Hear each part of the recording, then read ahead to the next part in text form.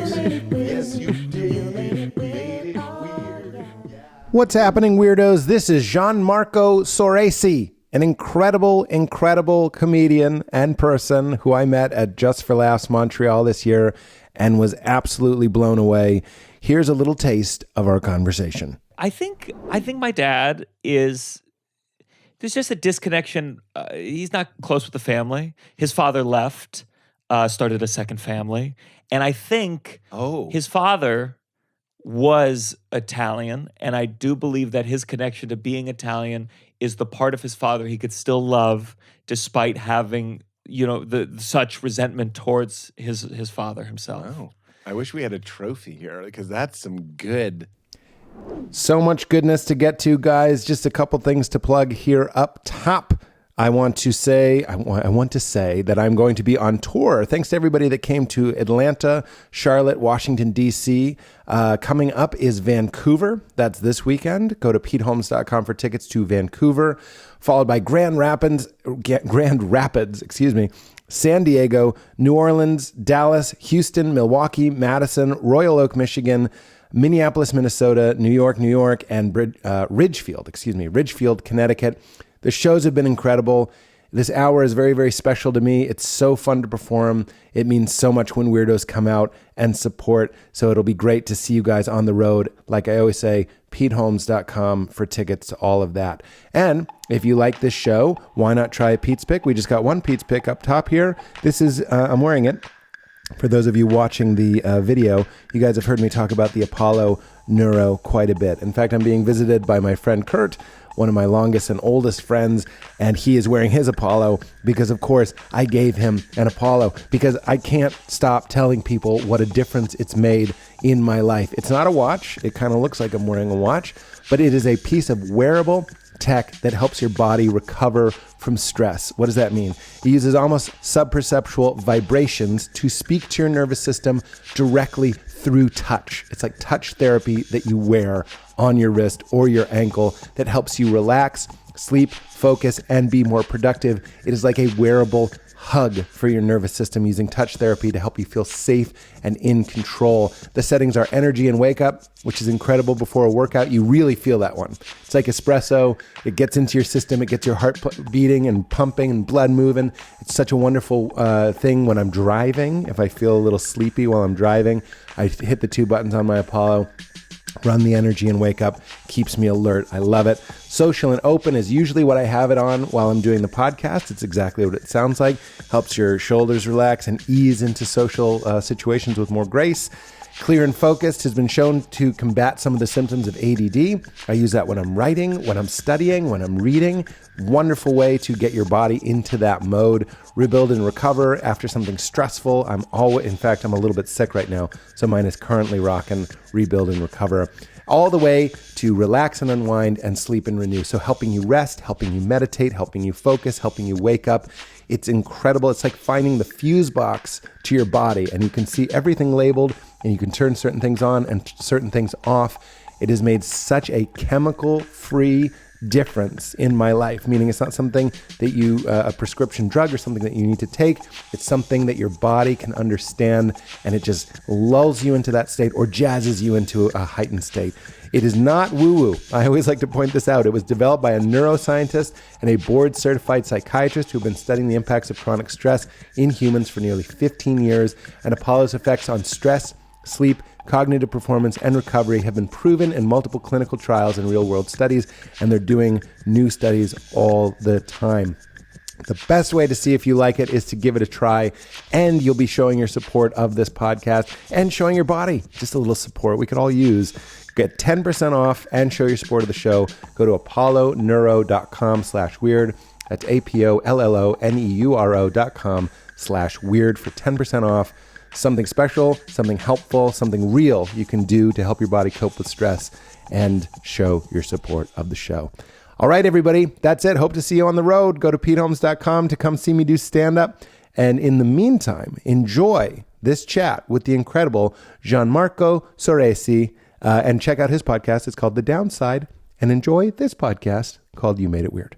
All right, get into it. Look at this. He delaces.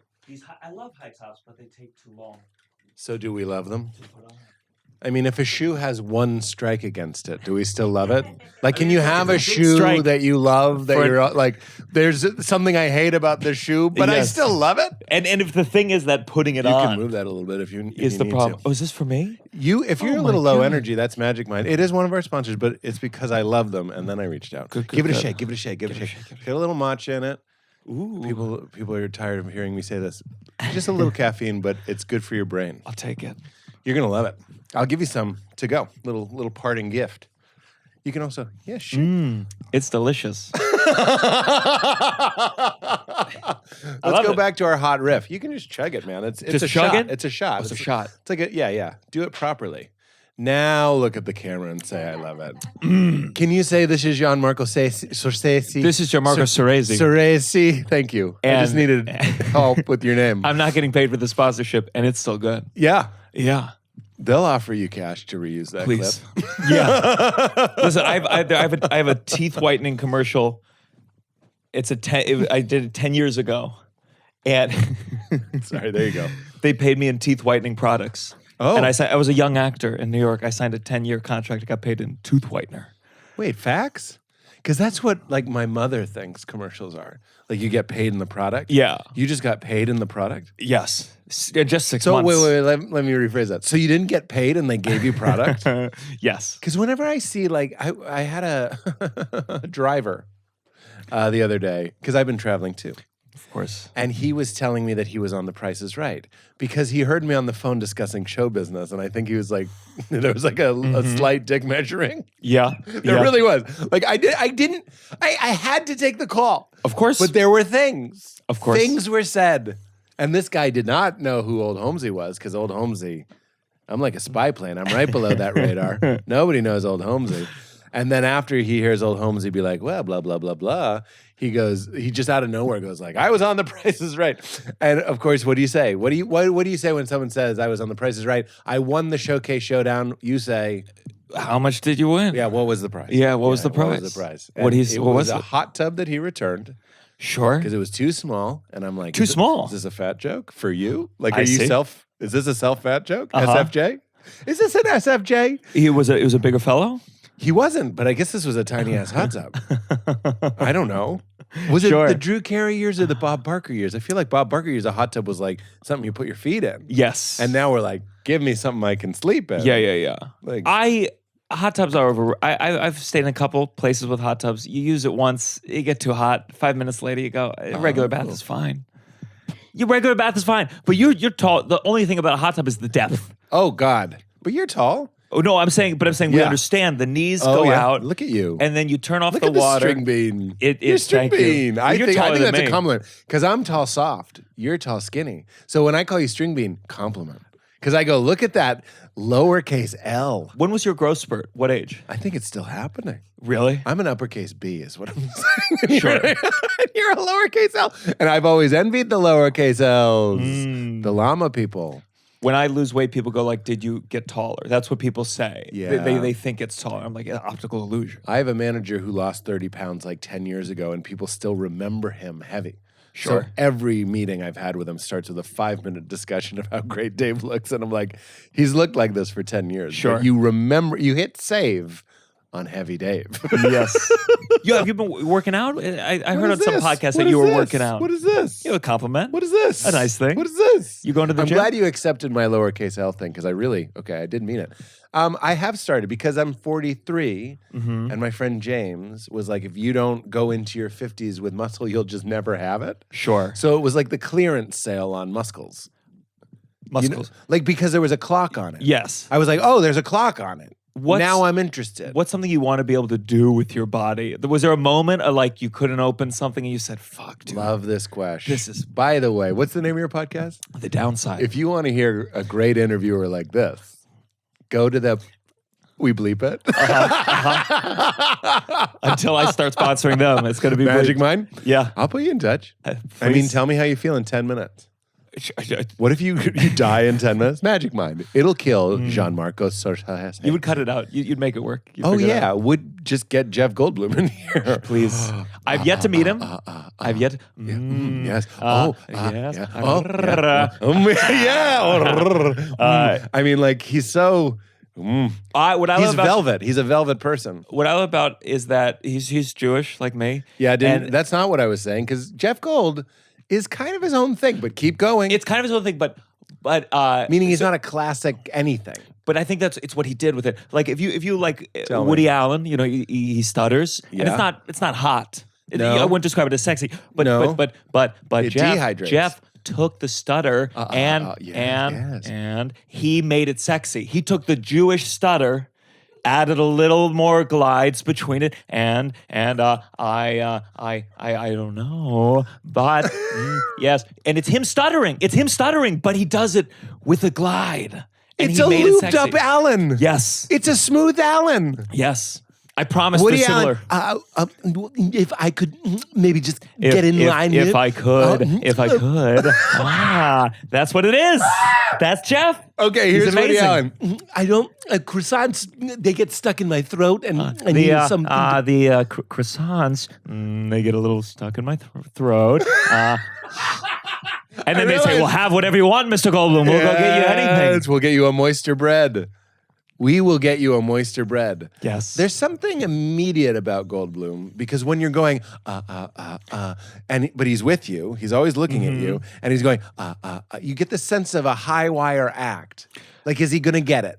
Yes. There's like I could be wrong. I'm just saying there's like a And even if he doesn't, he's going to be happy with the Oh, results. yeah. Well, sometimes you fall up the stairs, and here we are, and you get in the elevator, and it's already open. And you're like, what did he just say? Nothing was said. Sometimes people like that, I want to see him when he's angry. Whenever Angry Bloom. someone's outwardly like so pleasant and so intense, I'm like, there's something in there. And then you talk to the assistant or something, and you're like, Yes. you work with Jeff Goldblum? And they're like, yeah.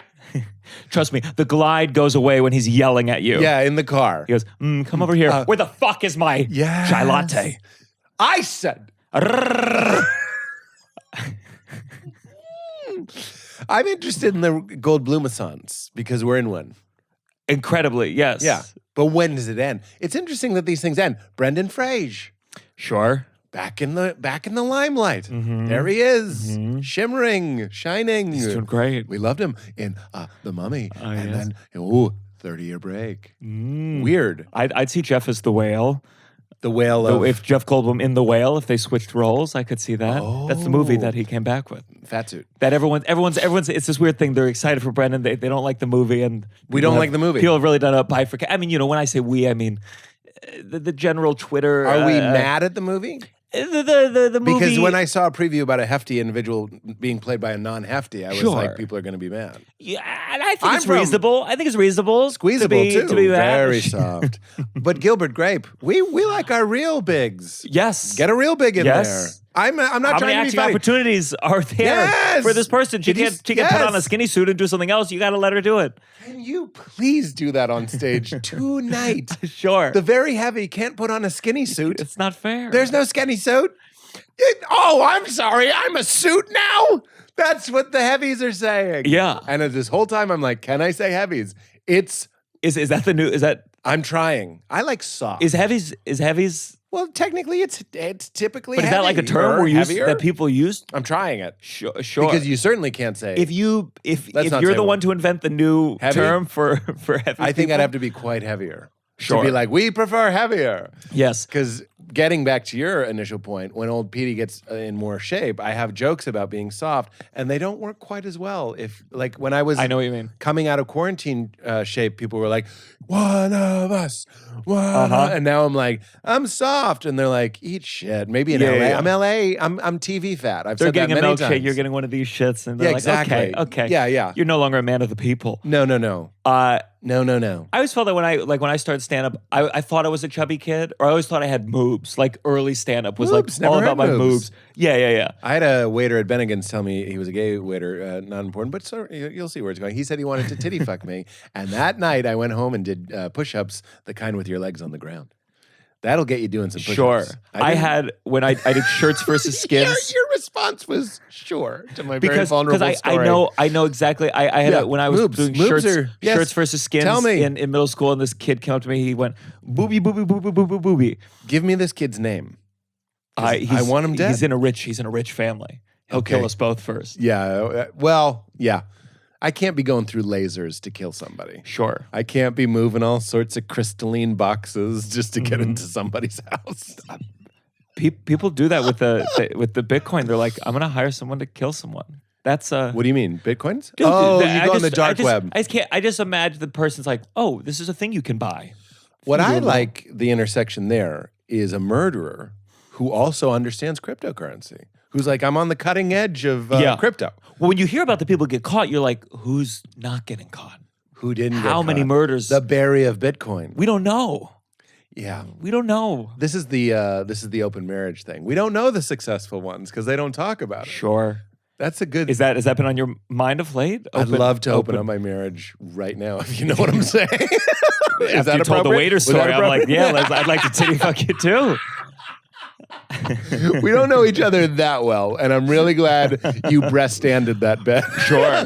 Yes. You're Breast-stand. real. You're the real. Uh-huh. I said that when I saw you in Montreal. I've been really looking forward to this. Oh, I thought you said the titty fuck thing. No. When I saw you in Montreal. When I saw you in Montreal, yeah, I made you a Bennigan's waiter in the retelling, but it was you said, I want to titty fuck you. And I was like, what a weird thing to say to the guy hosting your show. I tell people, so you hosted the New Faces Showcase. And you went on, let me tell the story. Let's not let me tell the part where you go on, because I have nothing but awe. Oh, that's very kind. AWE, baby. But so you hosted both shows. There were two. I was on the second. yeah, And yeah. you were very much the cheerleader. You make everyone feel good. You give everyone a real good pep talk. You gave a strong pep talk. Your group was more open to pep talk. Other years, I didn't get a pep vibe, but your group seemed more like, hey, any words or at least a frequency. Tell me what you're about to say. And you like kind of after the first group kind of winded down. We were mostly the second group, and you said, guys, just so you know, second shows it's usually better. People are loose. It's later. They're a little drunk. Yeah. And then you went out and hosted the second show, and you came back and you went, they are tired. They are tired.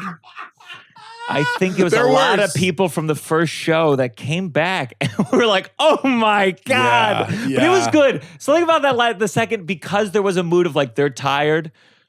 Not because of you, because they were. They were. That I think I reached a point. I broke the anxiety. I went past the anxiety into, fuck it. Well, Jean, the guy that thinks he's the only one that's ever thought to call you just Jean, Gianmarco. Thank you. So I hosted more than two. I hosted two that night, but I hosted a whole bunch of New Faces showcases. And I say this with respect to Montreal, but it is a road gig that matters. Yes. It's a road gig with stakes. Yes. Which is forgive. It's part of it. I'm clearing my throat to be like, don't ostracize. But I'm just saying that's a nightmare. It's a nightmare to do a gig that isn't ideal. You know what else? Corden. You did great on Corden. That's I'm very watching kind. it going, fuck this audience. What is this audience? That was a You little, did great. I You did great. appreciate it. And just like every agent and manager told you, I'm sure, they were like, that was phenomenal. You played it perfectly. It looks like a great set. Comic to comic, I'm watching, and it's the same, very similar to the set you did in Montreal, some of the same bits. Yeah. And I'm just going like, what is this? And then you danced and they clapped for that. I was like, this is a juiced up TV audience. I'm not saying they're dumb. Yeah. I'm saying it's the wrong setting, wrong flavor. Here comes, in my opinion, one of the funniest comedians in the world. And I'm like That's watching, very kind. facts. But in Montreal, similar compliment coming to you. It was the end of the show. So it's like, it's been 90 minutes plus of just channel changing people. 7 minutes, 7 minutes, 7 minutes, 7 minutes. And there's a lot of stank. And I say this with love. Same, my New Faces show, like when I did New Faces, there's stank because it matters. Yeah. It's not just having Bud Lights in Chicago and going up at an open mic. It's this showcase that you're like, this could change my life. So that contributes to the strange air for the Yes. audience and the performers. So by the time you were going up, I was like, I remember vividly having the thought, I wouldn't want to be this guy. Like I was like, this is a nightmare. Like this show is done. I could go out right now and do my biggest jokes, my closer, whatever you want to say. Wouldn't work. And you went out and you were okay. I don't know how to say it other than saying like you were exactly yourself, authentic. You weren't pandering. Thank There's a you. way to do it where you're like, come on, and Yeah, you yeah, whip yeah. them into a friend. That's not what you did. You just did an excellent version of what you do with maybe slightly higher energy, Sure. energy to go. But your attitude was, if you sit this out, and I love this attitude, you're dumb. Because life is hard, and I'm very good at what I do. That's very kind. Yeah. I was a theater kid, so like so when I get on those stages, sometimes I'm like, oh, I can finally be the size I want to be. You were the size. Finally, because there's a lot of rooms where sometimes I feel the audience is like, whoa, you're gonna hit us with your gestures. No, that night we all saw theater act Soresi. I still can't try. I'm not even trying to say her last name. Theater act Soresi. Soresi. It is. Yes. It's a lot easier than I've been making it. I've never liked it. But that your last name? Soresi. Soresi? Not, It's you're too not much. Soresi about Soresi? I had a manager in the beginning. They said change it to something more Jewish, because they're gonna Go the anti-Stewart? They said, essentially they said The anti-Michael Ian Black? they're gonna get a meeting and they're gonna think Gianmarco's gonna walk in, and then Gianmarco is gonna walk in, and they're gonna go, oh my God, what did we do? Meanwhile, they got 0 meetings in the entire time, but I didn't change it. I like the Gianmarco. They wanted like Josh Goldblum, something. Yeah, but we have a Josh. We have I know. Josh. We have a lot of Plenty of Joshes. Joshes.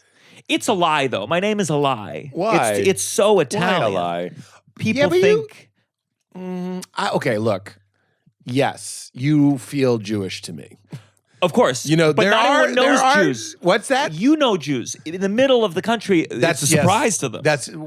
They need a clue right out the It's gate. funny- They need a right out the gate. Or they don't know. They don't know Jews. I'm amazed places that don't know. You go on the road as a Jew, and people are you have to explain everything from the beginning. Moses, Moshe to us. And then you go into it. That is hilarious. Yeah. Okay, I get it. What I was going to kind of say, like, I know a lot of Jewish people. My whole life, I've known a lot. I Sure. went to school in Cambridge, Massachusetts. A lot of big Jewish community. Mm-hmm. A lot of all the kids in my class. Most of them were. I don't want to say most, but like half of them were Jewish at least. And then there are some Jewish people that just read Italian, like it's very blurred. Yes. And you could play Italian. I think, listen, they've sent me out for every Mediterranean, European, but I think so. But then if I'm with a group of real Italians, you go, oh, okay.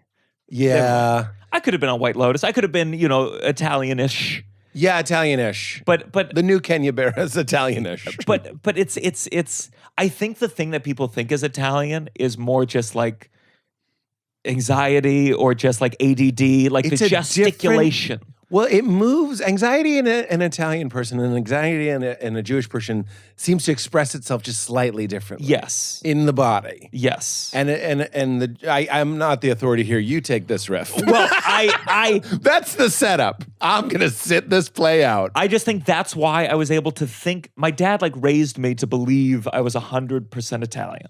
Because he's a liar. He's just a liar, and to the point where That's like my dad with Irish, by the way. Really? Because we're from Boston, so it was just like so cool to be Irish. He did his 23andMe or whatever, and it's like, yeah, there's a garnish of cilantro on us, but it's not. That's exactly what it and is. But he loves being like, but my grandmother's name was Sullivan, and I'm like, yeah, but there's also all this other stuff in there, and that's you in Italian. I would never even do the 23andMe because I get scared as to how little it might actually be. Right. But my dad, I when I was a kid, I at some point watched The Godfather so much, I started signing my name. First, my middle name is Vincent. My dad at some point said, no, it's Vincenzo. And my mom had to go, no, it's not. It's not Vincenzo. Tell your dad they're divorced.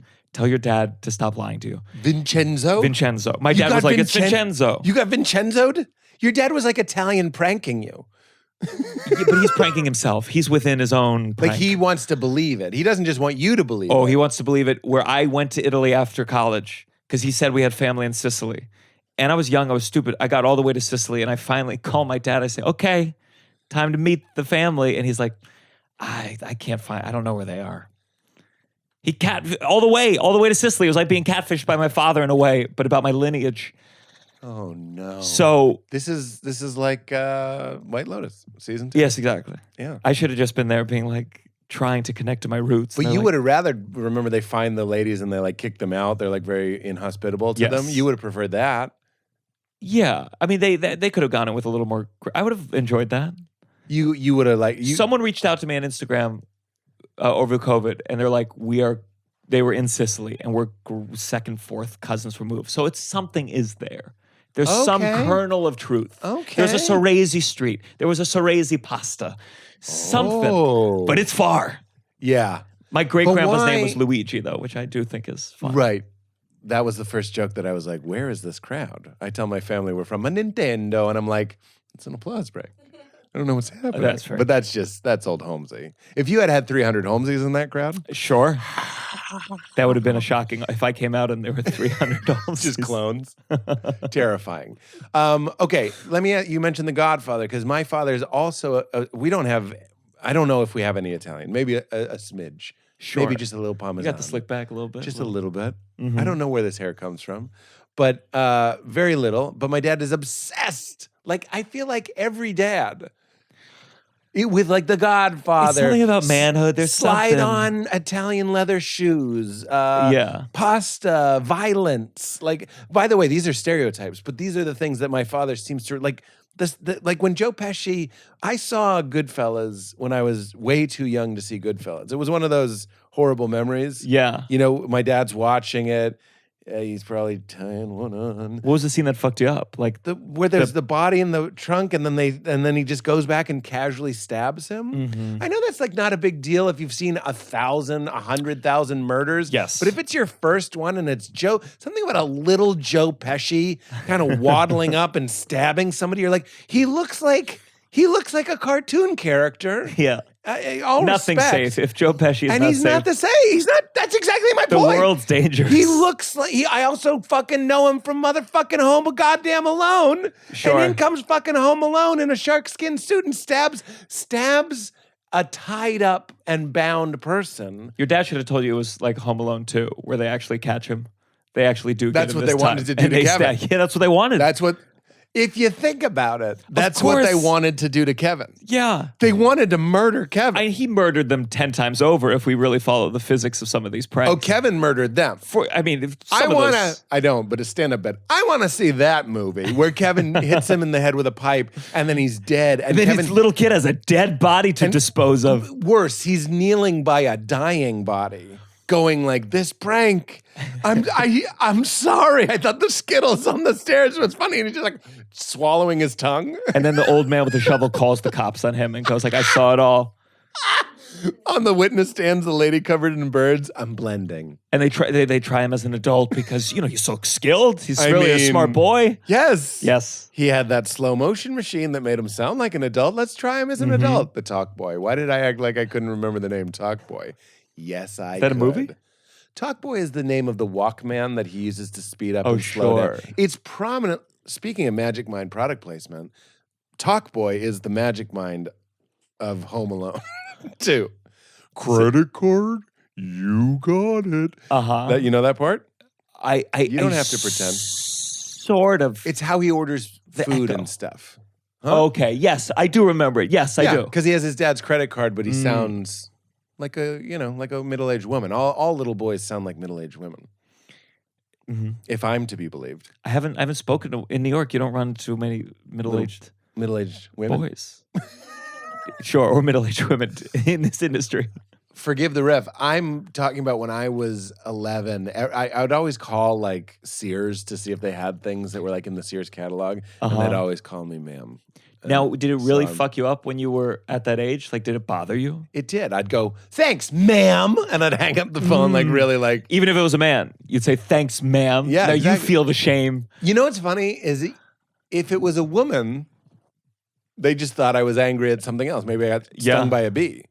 I hope it was a man because that was my point. I was like, well, clearly you're a man, but I'm calling you ma'am because you called me a ma'am, and I'm a man, ma'am. I had long hair, so the one time I was misgendered, I was doing trick-or-treating with some girls that I probably had like a crush on. Yeah. And I was a hippie. And I went to a door and a woman said, oh, what are you supposed to be, a little boy? And I was like, oh my God, they thought I was pretending. This was a costume. And it was, the idea to know that you, not only you look like you're pretending, like what is that? What does that even mean? What are you supposed to be? What are you? A little boy? I'm certainly not an expert in it, but isn't that the whole thing? Like, what are you supposed to be? Like, culture will tell me. I was wearing a tie-dye shirt too. I couldn't have been wearing more hippie clues. You think I'm pretending to be a boy and I happen to be very into peace and love at 8? I'm sorry. I thought you were saying in real life you were hippie. Your costume was My costume was a big rainbow, like a fake peace sign necklace. And they go, "What are you, a So little they're boy?" basing it on your face. Oh yeah, and I look had like big poofy hippie hair. Yeah, hippie hair. But you were a hippie. I was a hippie. But the A male face hippie. also could read Italian, Jewish, boy, girl. Sure. You'll do it all, baby. But at that age, that was the age where it still stung. Of course. Well, okay, so Joe Pesci, who wanted to murder Kevin McAllister. For sure. Like, they're going again and again and again, hoping to get that child alone. Like, such a nightmare. The more you articulate, the darker it sounds. It just got worse. Yeah. I've always thought that movie, there was something like a little, because Yeah. take it to, they're trying to kill him. And he's trying to kill them. It's just a lot. But we're talking about Italian culture, Goodfellas, Joe Pesci stabbing. Mm-hmm. 2 questions for you. Tell me about your father's obsession with Italian culture. That's sort of where we're at. And as a bonus, if you can tell me the first movie you saw that you were like, I shouldn't have seen this. Oh, I can definitely. I think my dad is. There's just a disconnection. He's not close with the family. His father left, started a second family, and I think his father was Italian, and I do believe that his connection to being Italian is the part of his father he could still love despite having, such resentment towards his father himself. Wow. I wish we had a trophy here because that's some good I've had a lot of time to analysis. think about my father and his choices. Wait a minute. I wonder if my father's father was into that sort of thing. Because sometimes that's the part that you can.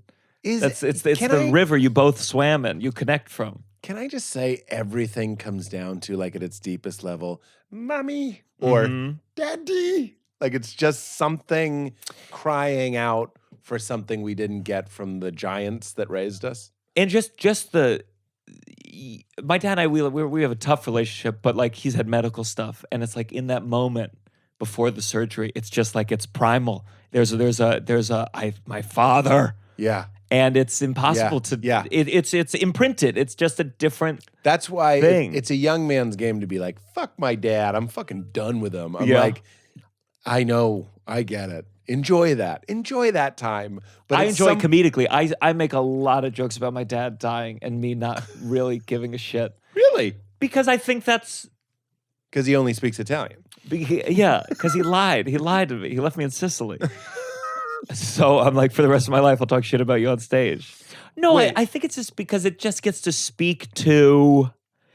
I talk about someone I love. You only talk about things that you care about in some capacity. For facts. And that's the only way I can talk about him and not feel ill is by talking about him dying. That's what is one of the setups? You don't have to do the whole bit. He called. He's heart surgery. He called to go over his will and testament. Made me emotional. First time I realized I might not need a second job. That's those great. Yeah. And just all sorts of that kind of stuff. Yeah, but that's not really brutal. That's just. Is there anything that like really gets to the point of like, and that'll be fine? There's that is underneath that is like, I have a joke similar. Like my mom calls me on a Monday and that I talk to my mom on Sunday. So when she breaks regs, Yes. I get scared who died, or worse, she's just calling to chat. Like that's my version of that, which is a similar callousness sort of thing, or about the darkness of having older parents. Mm-hmm. But does it ever get more pointed? Yes, I think forgive the setup, but it is factual about my family. My dad and I used to be close. Then he had my little sister, 10 years younger or so. He grew closer to her, which is why I'm closer with my mom, because we both know what it's like to lose my dad's love to a younger woman. That's great. And that's fantastic. to me, when he doesn't That- see me perform very often. I could bite that joke and there would be a little give to it because it is pure gold. Like there's no other metals in it to harden it. And that one's true. That one's, to me, it's like, that's where I'm like, oh no, that one's true. It really Yeah. is true. Yeah. But I know that's insightful because my dad doesn't like watch my comedy much. Yeah. But that's the one that the next day he called to say, I love you just as much as your little sister, which to me is like, I touched on something. I said something. That's more than the death joke because that's a little more flippant. It's a joke. Yeah. This one is like, he had to call after it. I'm impressed that he called though. Can I tell you the Lithuanian Irish something equivalent? Oh, God, I hate this story. Real quick, I did this show in Boston. I told my parents not to come. I just can't perform with them in the room. The worst. The worst. I can't do my job. My job is to literally be a person who has been liberated from those Macy's Day Parade floats that are my parents in my psyche. I can't be who I need to be. I'm about to go on stage. I've told the story before, so I'll be real quick.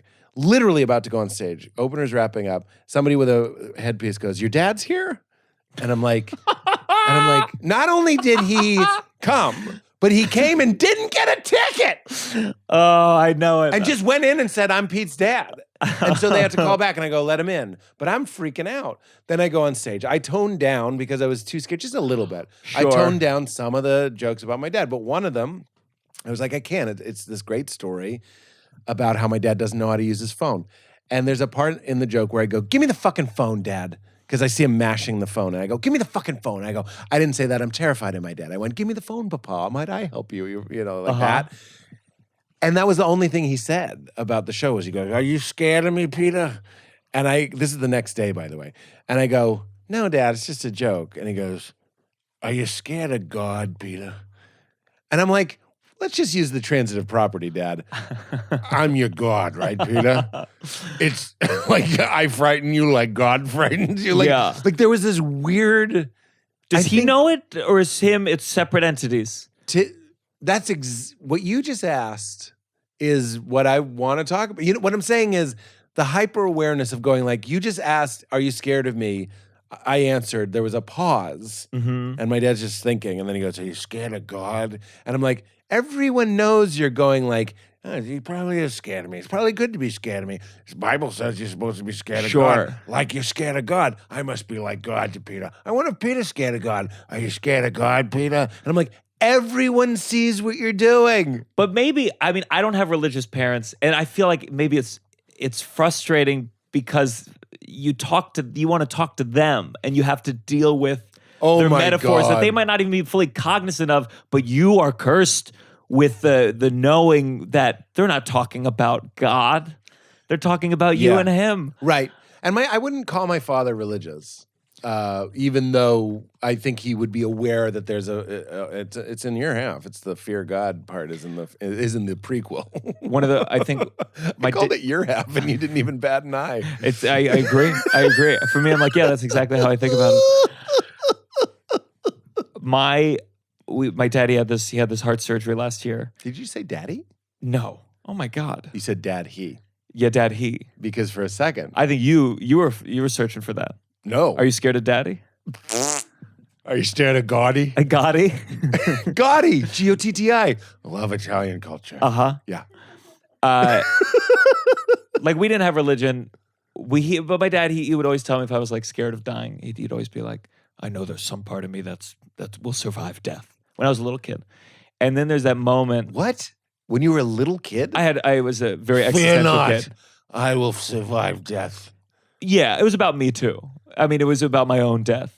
Okay, he was trying to comfort you. Yes. Okay. Oh, for sure. Okay. Yeah, he was not like alcohol. Just out of nowhere? Yes. Because that is like my dad. We could just be eating a meal and go, "There'll be a part of me that survives death."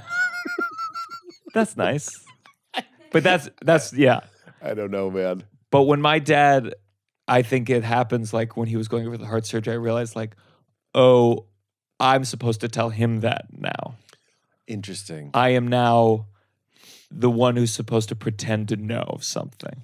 To comfort. Yes, but to comfort in a very specific way. To be the parent. Yeah. The parent lies. the parent hides their own being unsure of things to comfort. Yeah. Yeah, more, it increases their certainty to give comfort. Yes. And now you're supposed to do that, but you didn't as he was being No, wielded? I did. Of You course. did. Of Oh. course. I don't think I directly said like, I know there's some part of us that, but like, I just know when I'm on my deathbed or before surgery and someone's trying to comfort me with like anything religious, I'm going to be like, you're just saying this. You're just saying this because I'm in this position and I know that. And so I can't even get the good part of it. Someone drug me up so I can just be chill for a second. Be a normal, just go, that's By the way, nice. my father, what mobster movie is it where someone he's like bombed and he's burnt up real bad and a priest comes up to him and goes, you can repent. My dad used to love this movie. I don't know what it is because the mobster leans up to the priest and goes, fuck you, and dies. And my dad loves that. I feel Really? like yeah, because I'm telling you, like I can't speak to my father's spiritual reality. I'm just saying, like, I remember him, I think, kind of feeling maybe just that. I mean, look, I'm spiritual. I can concede that is an incredibly badass thing to do. So I'm not saying my dad likes it, so therefore he's a nihilist or a materialist. Sure. I'm saying I'm spiritual and I can recognize that there's a part of me that gets a charge from that. Imagine. It's like there was that story about the guy who climbed a mountain and he fell in a crevasse and he almost died, but he doesn't. And there's this, it's a documentary, I'm forgetting what it's called, but there's a part in his trek. He literally treks just eating snow, which I learned from that movie. You can't eat enough snow to stay hydrated. It's impossible. But he's just trying. I did not know. You have to boil it. You have to boil it down. I see. It's just too little water. That's fascinating. I didn't know because you and I would just be trying. I would have been trying it for sure. He kept trying because it kept him a little moist. Yeah. He's almost dying. He's losing his mind. Two things come to mind. One was when he got a song stuck in his head. After a certain point, there's like a mental break. And he said it was like someone's playing it out of a stereo at full volume. Like he couldn't stop hearing this song. Yeah. And the second thing, and he really made a point of this, and this is when I was religious. I'm not religious anymore. Sure. But he was like, and I didn't call out to God, and that's how I know I'm actually an atheist. And he was really proud of that. And I was like, look, at that point, I believed in a more classic idea of God. And even I was like, respect. You know what I mean? Yeah. Isn't that what you're saying? Like, you don't want to just be a fair weather fan of God and be like, I'm going to die and now I love you, Jeebus. I'd be fine to be a fair weather fan if I believed it, but I can't. I think some people have something in their brain where they can't fully believe it without doubt. Sure. And so I would love to be a fair. You could I dream. I did shrooms finally for the first time in my life, and part of me is like, I want to know what drugs I want to take as I have to deal with the death. And you think that's one of them? Oh, this is the first I've done outside of pot, so I'm like, I'm still exploring. Yeah. I want to do the ayahuasca, all these things. Okay. I sometimes get scared because I think the reason I didn't want to do them is because I'm like, well, when I do ayahuasca, then I'll be religious. I'll feel something.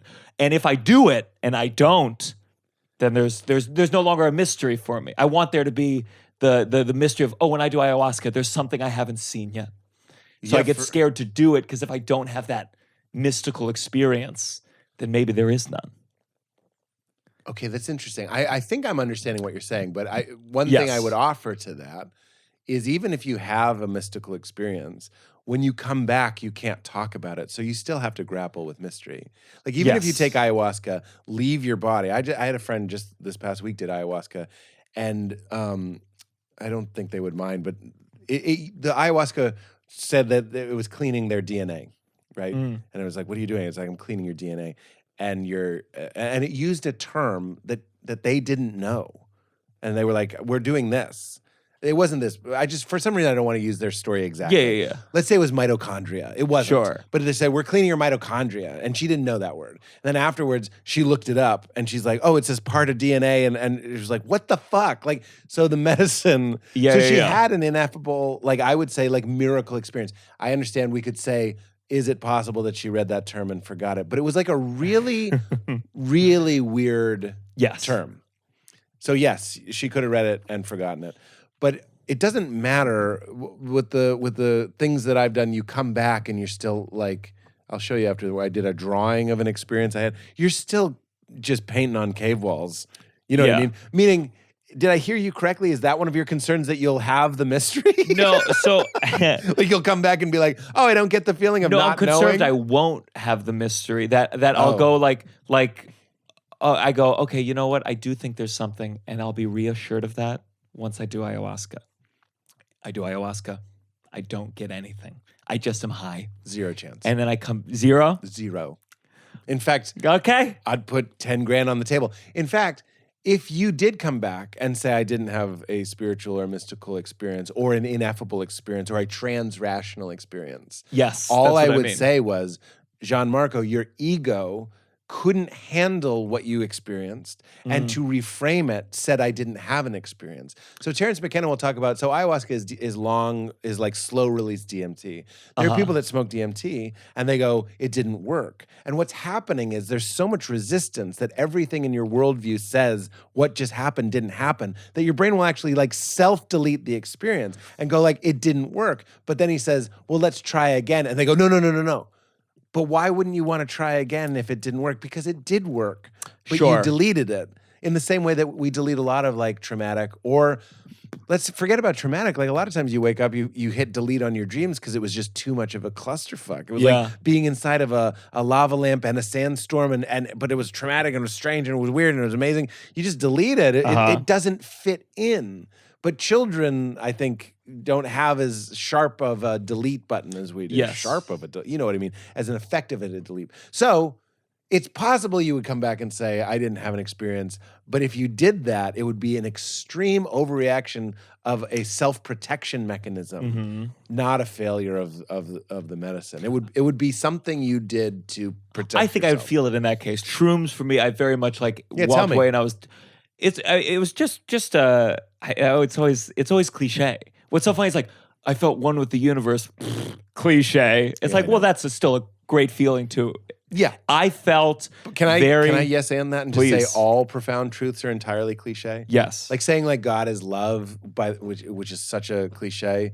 You take mushrooms and you're like, oh my God, the whole thing is like written on a backdrop of yes or sustenance or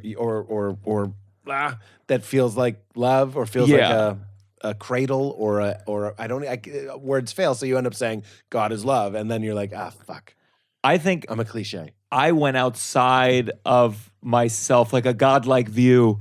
And it was like, I was like, everything's just one organism and it can get bad and it can get good and it just keeps going. And I felt not nihilistic, like nothing mattered, but just like it is what it is. And Yeah. it's just a thing moving. And something about it was peaceful.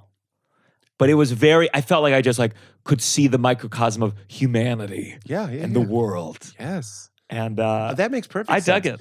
There's a real, these types of conversations, your ego will never like it. Your ego doesn't like annihilation. Your ego doesn't no, like that's merging. all I get scared. By the way, it's not all. When I had my And a very like in college, like a classic existential, very much it, and it's about annihilation. I don't think about. I didn't have the religion, so I don't think about hell. I don't think about. You just don't want to answering. disappear. I just don't want to disappear. But what's interesting is your mushroom experience when Gianmarco goes away and is one with the when you're one with the universe, you're not there. You know what I mean? Maybe there was a thread that you were like, I am on a drug and I'm having the feeling of being one with the universe. But if you really go into perfect oneness, all individuality is lost and all specialness Yes. is lost. And this is greatly threatening to us. You know what I'm saying? Of course. So this is like, even I've been thinking a lot about this lately, is even the thought of like going into a state like that permanently is a little bit like the end of Minority Report. Do you remember Minority Report? Somewhat. They put a collar on you and they lower you into a freezer. Yes, I remember that. But you're in like a pleasant state, but you're like comatose. Okay. I think some of us are like a little afraid of merging with God because your specialness goes. Like if you become one with everything, that means there's no two. That means there's no specialness. Yes. And it's its own type of annihilation. And I think a big part of our job here on Earth is to recognize that that's actually not to be feared. It's this weird play we're putting on for each other of separation, but like the oneness isn't to be, you shouldn't be afraid of it. Yes, in theory. I just remember reading Tell all me. the things as a kid where, not a kid, but in college, where they'd be like, do you remember before you were alive? It's just that. And I was like, that's horrifying. I take no comfort in this at all. I don't want to go to before I was alive. I just had a very like gripping like anxiety in college that I was like trying to solve. And that's how I became skeptical, because I think I like went down all the avenues and looked into all the things, and for a second believed the psychic thing, and then read the Amazing Randy thing, and I was like, fuck, it's bullshit. It's bullshit. What, the guy so that much can bullshit. turn the pages with his breath? Turn the pages, amazing, but then it gets more Amazing nuanced. Randy, yeah. The random number generator, the Stanford experiments at the these. ESP. What was the? It's just like I know the random number generator. Sure. It's I think it was at Stanford. I forget what it was called, but they had like a department of psychic studies. And this is how the CIA, you know, The Men Who Stare at Goats, that movie? It's that CIA. shit. CIA. You're What with did I say? CIA, but yeah. I am not.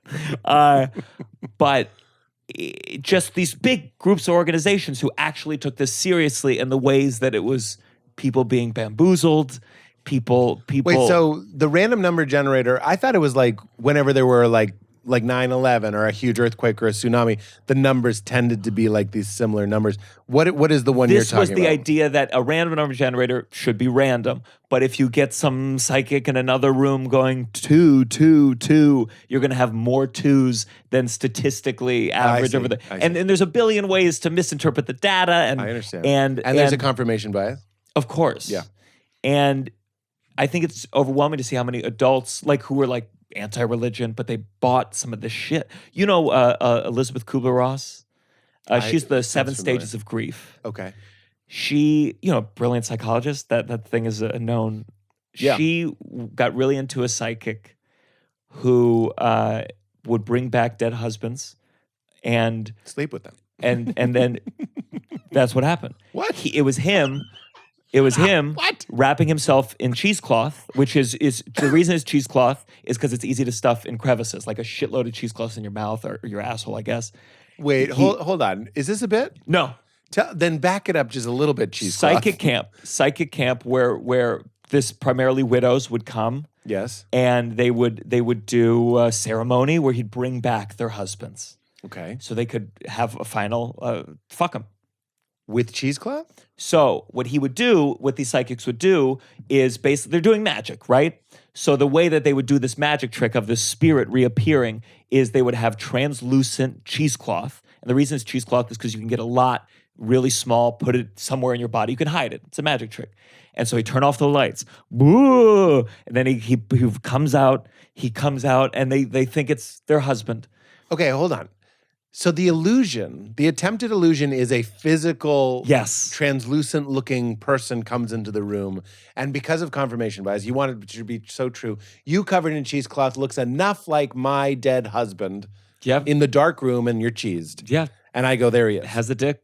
That's it. But she would put the cheesecloth on herself? No. He would. He's pretending to be. He's the psychic.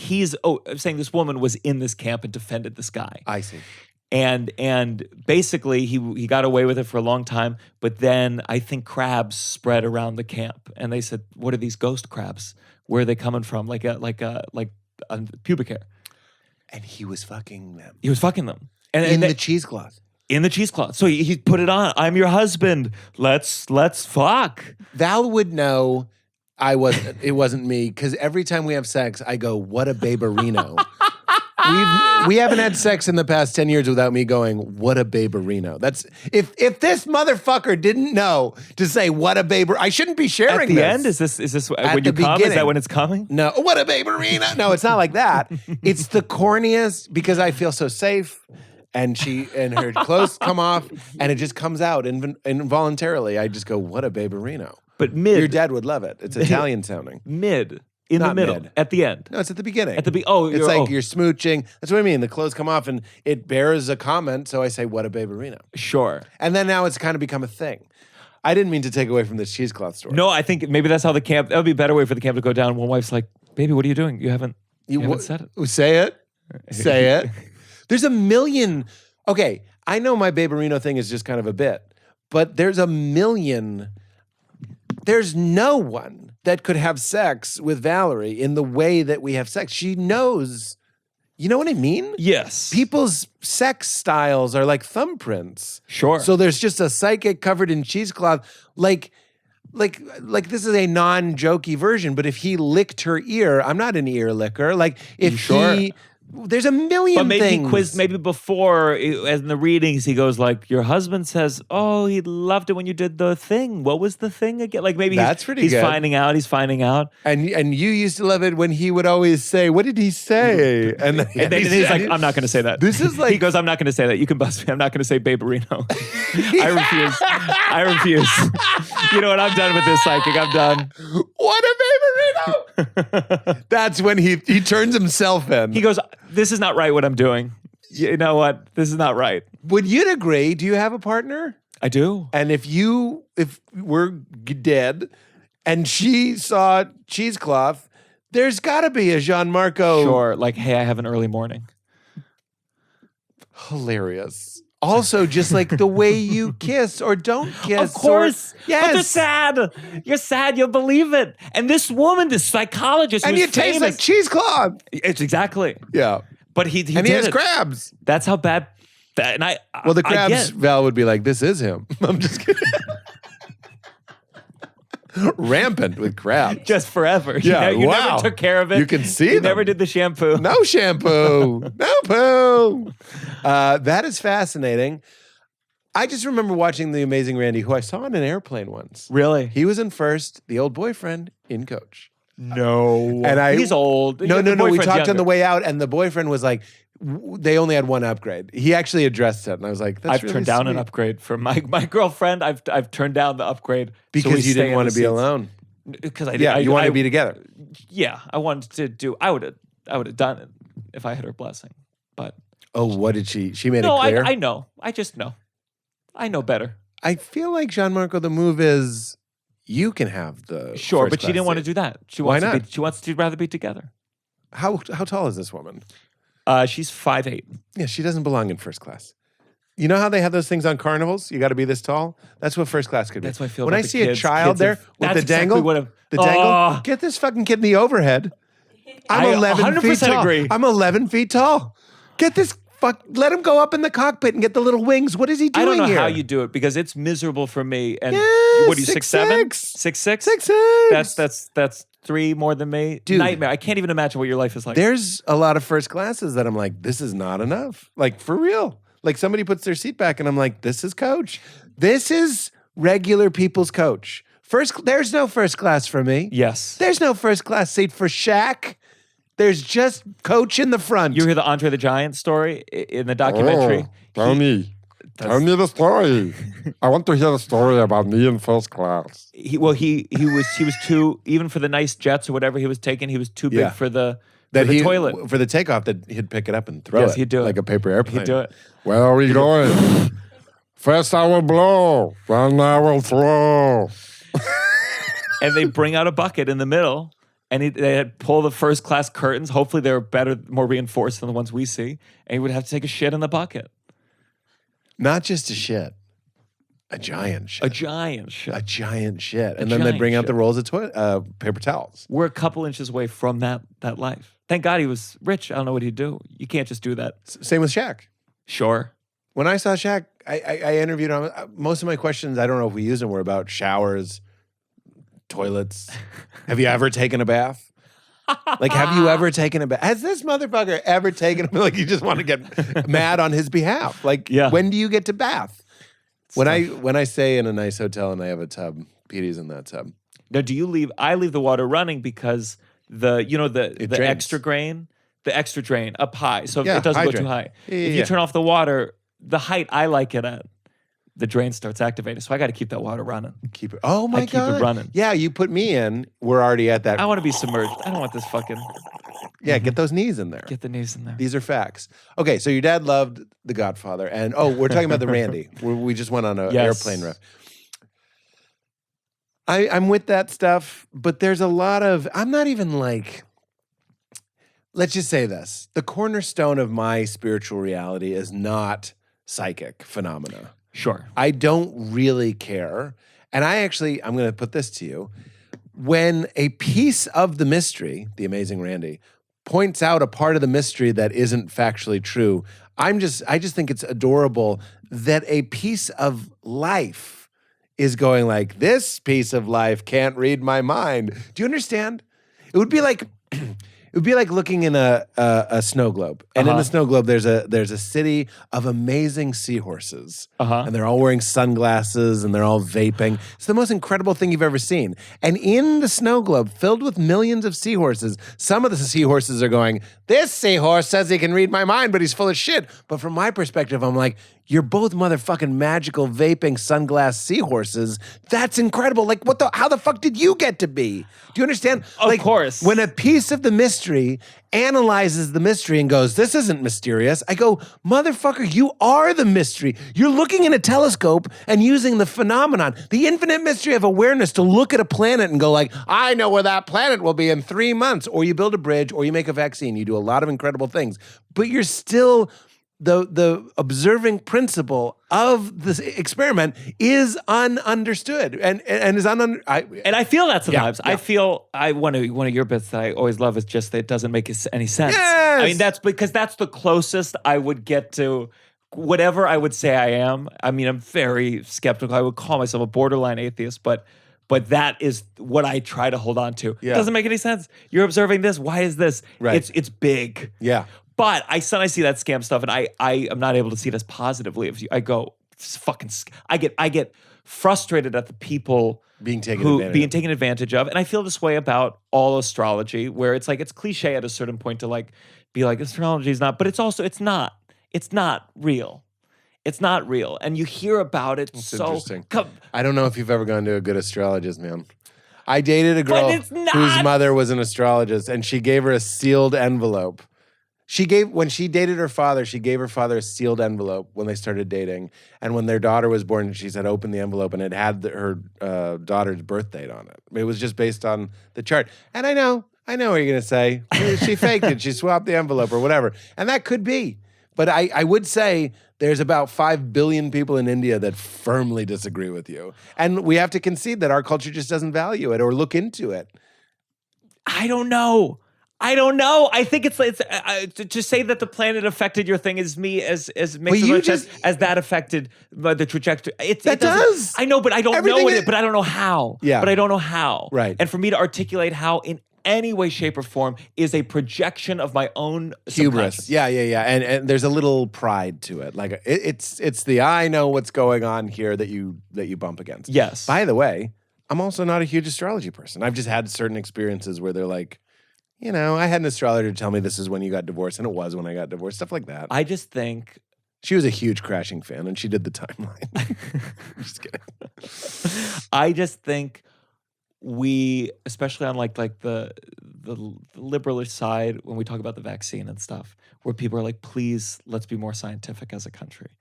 And if you allow too much room to not go, wait a second, I think this is bullshit, then the line of what is truthful becomes blurred. And then when you need people to take science seriously, like when there's a pandemic, I understand. you've created a society that takes truth from some wild places. Can I just to agree with you? Because I do. It sounds like we're disagreeing. I think what we're running into is I have a little bit less, I'm less charged in like going boo, which is fine. You're not even saying boo. You're just saying like, let's use reason. I'm totally with you. What was I just going to say? The vaccine, truth. Telling people like, yes. Here's where I'll agree with you.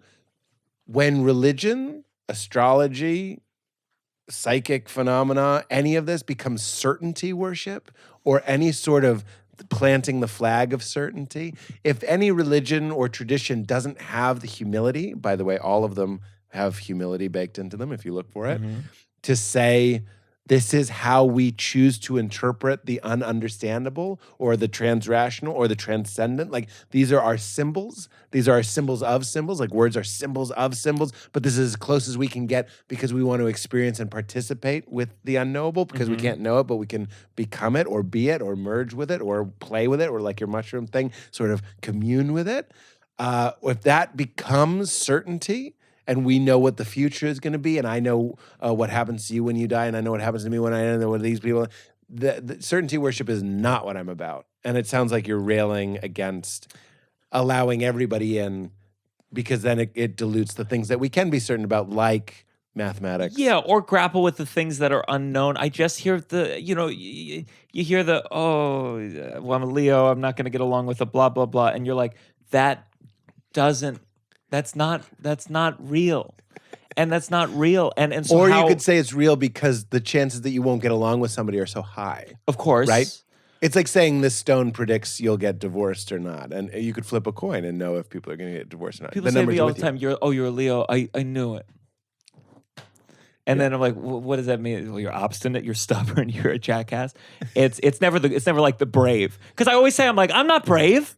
I'm not brave at all. Yeah. Oh, Leos are brave? It's a lion.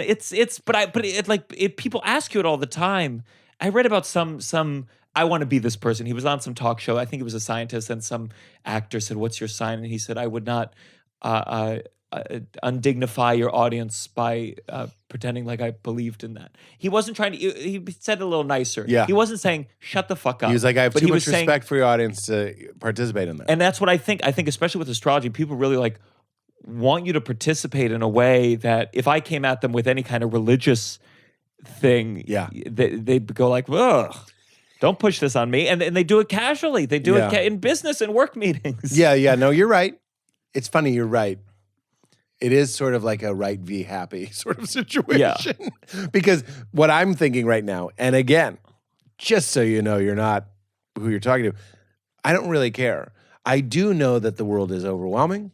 And it's scary. Yes. And when I see people say I'm a Red Sox fan over here, and these people say I'm a Libra over here, I go, same fucking thing, man. And there's certain trends and certain patterns to everything. Yeah. And the words and the rituals and the systems that we use to try and understand this very strange hallucination we're all sharing in, I can have compassion for that. Well, you can have compassion, but then you look at the cases where it goes awry. You look at the movements where it becomes certainty that leads to gay a mass people suicide. are bad, or mass suicide. Yeah. Where I think my cynical view of it is I just go, it all has the capacity for badness. So figure out a sports thing, figure out a community thing, figure out a garden. Before you do this, which is entirely fabricated and pushed forward by whoever writes the astrology section in the Huffington Post, which I don't know if it still is, but used to be in the women's voices section, which doesn't make any fucking sense. Right. I mean, it does, but it doesn't. Right. It's right. I'm not a jerk about it randomly to people, but I think astrology is frustrating because I find myself in circumstance where I don't want to answer the question, what's my sign? Yeah. Because I really am like, you might as well make up. Stop. Sure. My sign is stop. Stop. And then they'll go, classic Leo. Classic Leo. They do that all the time. Oh, you don't believe in astrology? Classic Leo. That's such a Leo trait. Who are you hanging out with? Just astrology groups. I gotta stop going to this astrology club. Okay. It's my fault. I'm putting myself in this scenario. I want to come back to this because I think you did. This is very interesting. Let's just go to we have a couple mid-roll. You're a podcaster. We're going to do the mid-rolls. We'll be back in 2 minutes. And I want to tell you what I loved about what you just said. And we'll go a little bit deeper. And then, man, I'm already loving this. We'll be right back. This show is brought to us by our friends at Sunday's Food for Dogs. My dog, Brody, absolutely loves Sundays. It's a healthy dog food that is actually easy to store and serve. We've tried a lot of different good, high-end, nice, healthy dog foods for Brody, and oftentimes that just means there's tons and tons of plastic containers in our refrigerator taking up all of the space. Sundays is not like that. It's like having a box of cereal in your pantry, but it is filled with incredible air-dried dog food made from a short list of human-grade ingredients that you can pour and your dog devours. Seriously, when we pull this out, no joke, Brody runs like a dog food commercial and devours this food, and it is incredible, let's be honest, for his poops. I mean, that's a big part of why you want to give your dog premium, good stuff, obviously for his health, and also for what you have to pick up when you're walking him. And Sundays ticks both of those boxes. Sundays was co-founded by Dr. Tori, a practicing veterinarian. It contains 90% meat, 10% vegetables, and 0% synthetic nutrients. Besides USDA beef and all-natural chicken, you'll find digestive aids like pumpkin and ginger, plus disease-fighting antioxidants. Dog parents report no noticeable health improvements in their pups, including softer fur, fresher breath, better poops, like I mentioned, and more energy. And I love how happy it makes Brody, and I really love how easy it is to make Brody that happy. Unlike other fresh dog food, Sundays is zero prep, zero mess, and zero stress. Like I said, it's shelf stable, which makes it super easy to feed your pup top quality food, and every order ships right to your door, so you'll never worry about running out of dog food again. Sundays cost 40% less than other healthy dog food brands because Sundays doesn't waste money shipping frozen packages, and there's also there's so much less waste.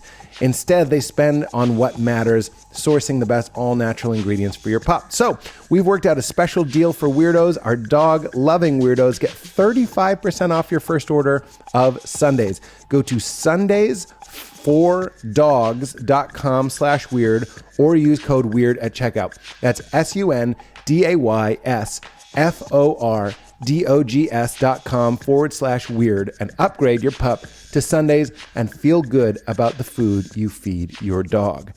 Speaking of things I swear by, I was just feeling a little bit behind myself today, and I just took some of my Next Evo naturals. Next Evo is a huge game changer in my life, a huge secret weapon against stress in my life, and their stress CBD complex gummies are incredible. And a new year is a fresh opportunity to achieve your full potential, but you can't be your best if you are stressed. So get ahead of stress this year by experiencing the full potential of CBD with Next Evo Naturals. Next Evo Naturals is the most clinically studied CBD brand, and their smart sorb technology can help you get a better start to the year with their products like the Stress CBD Complex. Why this one instead of the millions and millions, it seems, other CBD companies? Because of that smart sorb technology. If you've tried CBD before and it didn't do anything for you, I implore you to give Next Evo a try. Their Smart Sorb CBD has a patented whole plant ashwagandha, which is clinically proven to reduce stress by up to 70% and improve concentration by 50%. And also, it's proven for 30 times better absorption in the first 30 minutes. So the number one complaint I hear about CBD is people don't know how much to take and they don't know if they notice it. With this, you can dial in the dose perfectly because it's absorbed 30 times better. And it's going to get into your blood and into your mood in 30 minutes. So you get it fast and you get it, all of it is getting into you. It's not getting wasted. It's not just passing through your system. So don't just use any CBD brand. Most CBD products on the market only have 2 to 10% absorption. So at least 90% is actually wasted. Next Evo is different. Delivers 4 times better overall CBD absorption and has been proven in multiple clinical trials. So I absolutely swear by it. If you've been on the fence or you tried some other brands before and were disappointed, give it another shot. I swear the Stress Complex gummies are incredible. They also make these pills, which are great. I sometimes take those at bed. Make CBD a part of reaching your full potential with Next Evo Naturals. Go to nextevo.com/podcast and use promo code WEIRD to get 20% off your first order of $40 or more. That's 20% off $40 or more at nextevo.com/podcast and use promo code WEIRD. And as I always say, you'll be showing your support of the show. Last but not least, this show is sponsored by BetterHelp. When you're at your best, you can do great things. We talk a lot about the benefits of talk therapy on this show. I am a huge believer. Val is a huge believer. It's greater than the sum of its parts. Talking to a trained professional seems like just words in a room, right? But it changes your life. It's changed my life. It's changed Val's life. It's changed so many of my friends' life. And we're so happy to be sponsored by BetterHelp. Sometimes in life you get bogged down, you can feel overwhelmed or like you're not showing up in the way that you want to. Working with a therapist can help you get closer to the best version of you, because when you feel empowered, you feel more prepared to take on everything life throws at you. So if you're thinking of giving therapy a try, BetterHelp is an incredible option. It's convenient, it's flexible, it's affordable, and it's entirely online. I used to drive 90 minutes to see Dr. Gary Penn, my therapist. It was a haul. And if I knew about BetterHelp, absolutely game change the whole system. You go online, it's discreet, It's easy. You do it from the comfort of your home. It's easy to swap therapists. It's easy to find therapists. There's no shame factor. There's no discomfort, and there's no inconvenience. Just fill out a brief questionnaire and get matched with a licensed therapist. And you, like I said, you can switch at any time for no additional charge, because dialing it in just right and finding that perfect person for you can sometimes take a try or two. But once you do, you know you're there, and you'll start feeling those benefits and showing up for yourself so much more in your life, which is incredible. So if you want to live a more empowered life, therapy can absolutely get you there. For me, it helped me carry through a terrible breakup and was a very integral time in my life where I was at a crossroads and I had to make a lot of choices, and having a therapist to talk to made all of the difference. So visit betterhelp.com/weirdo today to get 10% off your first month. That's better, H-E-L-P, betterhelp.com/weirdo for 10% off your first month and show your support of this show. All right, everybody, let's enjoy the second half of Gianmarco Soresi. Get into it. We're right back. I'm Mark Norman. All of a sudden, I'm back. That's good. It wasn't good. Yeah, it's okay. It was okay. You knew what I was doing. I like Mark Norman's one of those, him and like Mulaney I can't listen to because I just imitated all of them. Murder. You reminded me. No. Of that. You reminded me of Mulaney when you went. There was something you said where It's bad. It's in me. Jeff and Mulaney are both in me. Jeff Goldblum. I've done an impression for him like for multiple things. Jeff Goldblum. And yeah. I thought you said you haven't met him. No, I haven't met him. I've done impressions. Oh, of I thought him. you said for him. Oh, no, of him. Can I tell you when I met him? Please. Because you're going to love it. Yeah. Finish your thing, though. But it's, those two are baked in my mind, and I can't. Sometimes Mulaney, the musicality feels like, well, that's what comedy is. Like, it's almost, it's No. like, he hears it. He hears what we're trying to hear more clearly. So I'm not saying rip him, but I don't think you are ripping him. But I'm saying you have a little Mulaney in you is like a cake being like, I've got some yeast. sure. Because what he is a very pure example of what we're all doing. Does that make sense? Yes. Did people ever call you? Because I just get so many comments on the YouTube of Dollar Store John Mulaney. Dollar store. Oh, that's Dollar what they store, call you, Dollar Store John Mulaney. And it's wow. Did you ever get a dollar? Do you ever get a? Back in the day, they were like, "Oh, you're just a poor man's." Oh no, never. Because when I was starting comedy, it was like a fringe activity. I'm just kidding. I'm joking. But no, that's hurtful. That you're a dollar store. Oh, it's fine. I mean, Say it again, it's like a good Mulaney. comedian. It's fantastic. Oh, Dollar store. Dollar Store John Mulaney.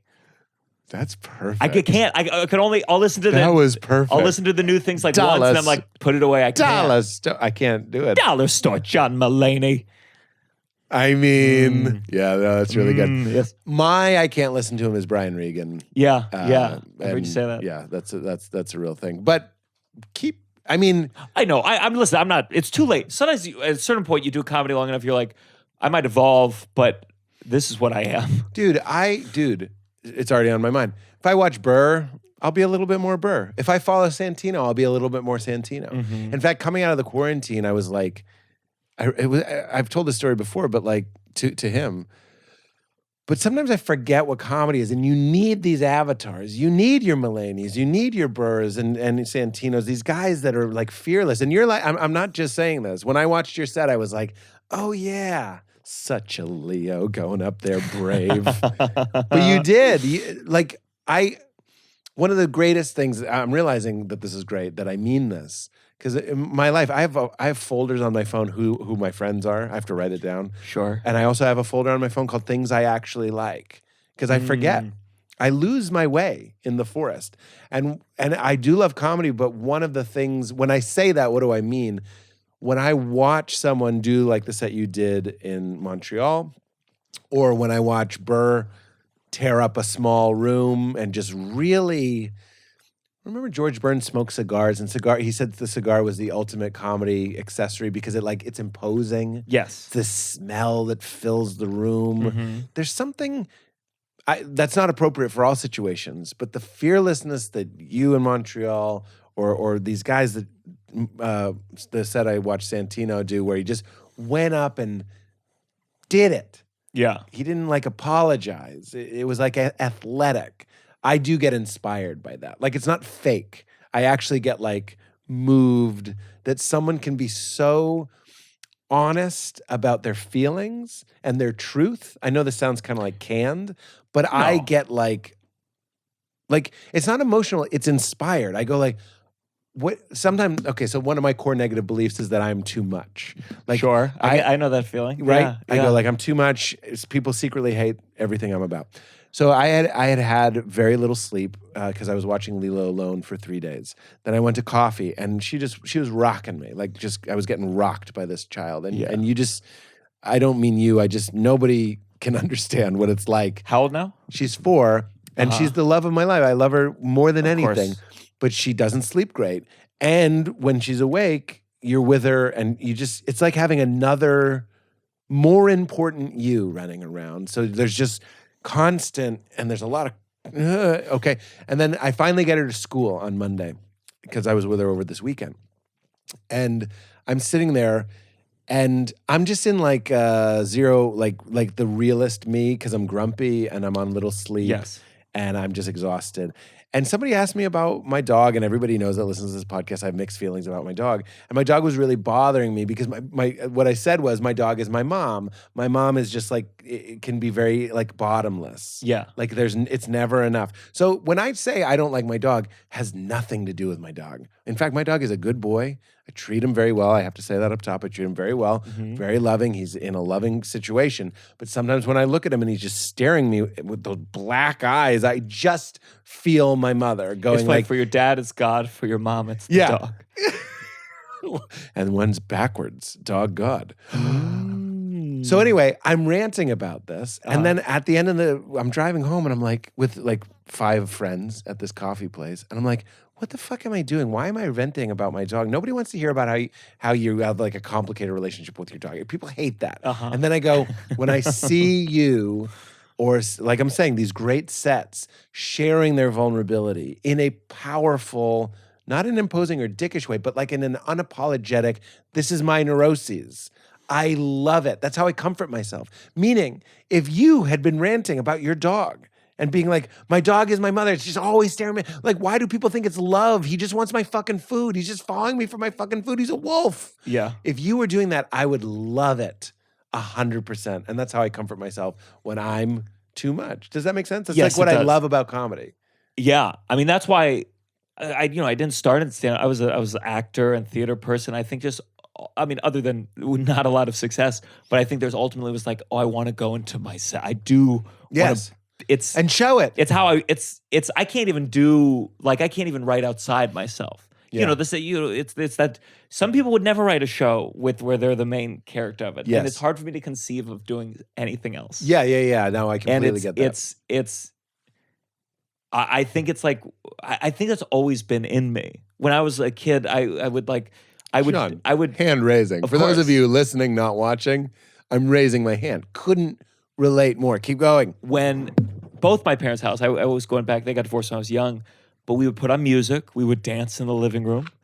And I remember at a young age, I said, people need to witness this. I didn't say it like that, but I said, we need to figure out a way to get our living room on a stage. So people, the idea that something was given more value and worth by it If also people being being witnessed seen, yeah. and me being the thing That needed to was be witnessed. there from the beginning. Buddy, cut to me and my friend Miguel, my best friend in second grade. We built a stage, my idea, in the backyard with wood, and we stood on it. And I didn't have any talents, so I just stood on it. I got it from Looney Tunes or something. It would just go, wax packs, ooh, wax packs. I don't even know what the song means. And it went, ooh, daddy, oh, where you gonna go on the radio? Just in the back, picture 2 kids in the woods, Yeah. just singing wax packs. Imagine if you walked by the 2 wax packs boys. Couldn't agree more. And I used to think I was on a reality show. This is before reality shows. That's Really? why I loved being religious, is because I thought angels or God were watching me. So I would monologue into the mirror. And I'd say, welcome to the Pete Show. Dad's having a weird dinner. Like it's That's like very psychosis. Or, it's not stable. It's instable. It's instable. And that's what we do for a living. But I'm happy to hear that you were trying to get the Avett brothers. Also, I remember Scott Avett was talking about like they'd play in their house music, Yeah. and he thought that the way it would work is one day somebody would walk by, pop their head in the window, and say, "I'm from Hollywood. You guys have to come with us." That's what he thought, and that's also part of it. Not only do you think what you're doing deserves to be seen, but you're also like, and someone's going to come and find this and claim it. Yeah, I think it was. Sometimes I feel with stand-up comedy, it sometimes feels like I had that urge, but I didn't have any of the regular things we view as talent to deserve being on stage. Yeah. I feel an insecurity because I failed at other things that got me to stand-up comedy, Right. which I love. Right. But I also feel like I was a failed singer. I feel like I was a failed actor, and that's how I got here. But interesting. but there's something. It's more. It's less about the talent. It's just like when I was a kid, we had a Yamaha, and I remember I couldn't play piano. My dad just had it for some reason. It was a hobby for a How week. have I never put together yarmulke and Yamaha? It'd be a strange bit for you to do. I think I would feel the Jews would say, "Leave that for us, please. If we have to wear this shit." Yeah, but can I we never have the even noticed Yamaha joke?" Yamaha. Yeah, Put on your yarmulke and get behind the Yamaha. Adam Sandler must have used the rhyme at some point. There's no way you like are trying to rhyme yarmulke. Like Dora the Explorer lights the menorah. I think about this all the time. Mhm, mhm. Is Dora the Explorer Jewish? Could she be for the song? Could, Yeah, conversion. Yamaha, yarmulke.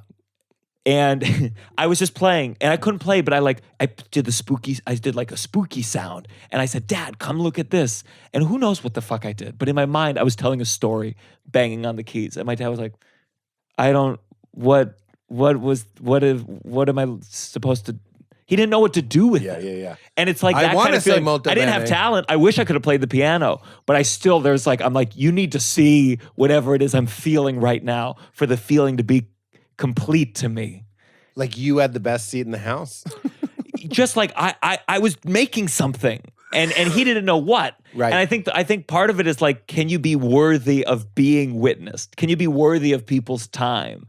Because yes, okay. If people are going to look, you better give them something. Was that memory then like, oh, before I can invite my father over, I better learn how to play? I just think it's more like, oh, my dad doesn't get it. I'm at the moment. This is before I like had the self-awareness. I was like, my dad doesn't get it. I'm a genius.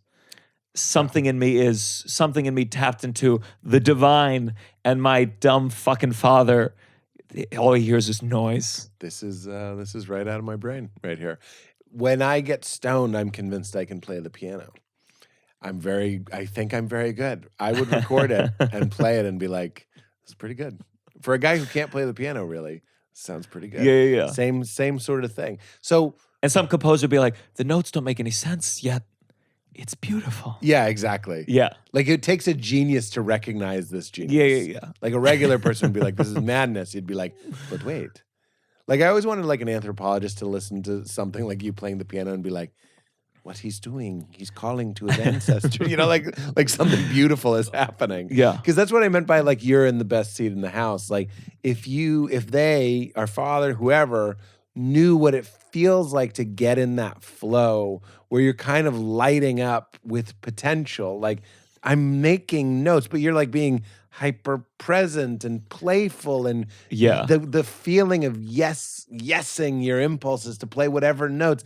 Like that is what was happening, and it was beautiful. Yeah. And unfortunately, we live in a world where we're like, but what are hooks? What is rhythm? What is Sure. a pre-chorus? What's repeating the chorus again at the end? It's just inviting other people in so like regular folks can go like, I see why this is good. You know what I mean? And I can't blame them for not understanding because they're not artists. Yeah, they're not feeling it.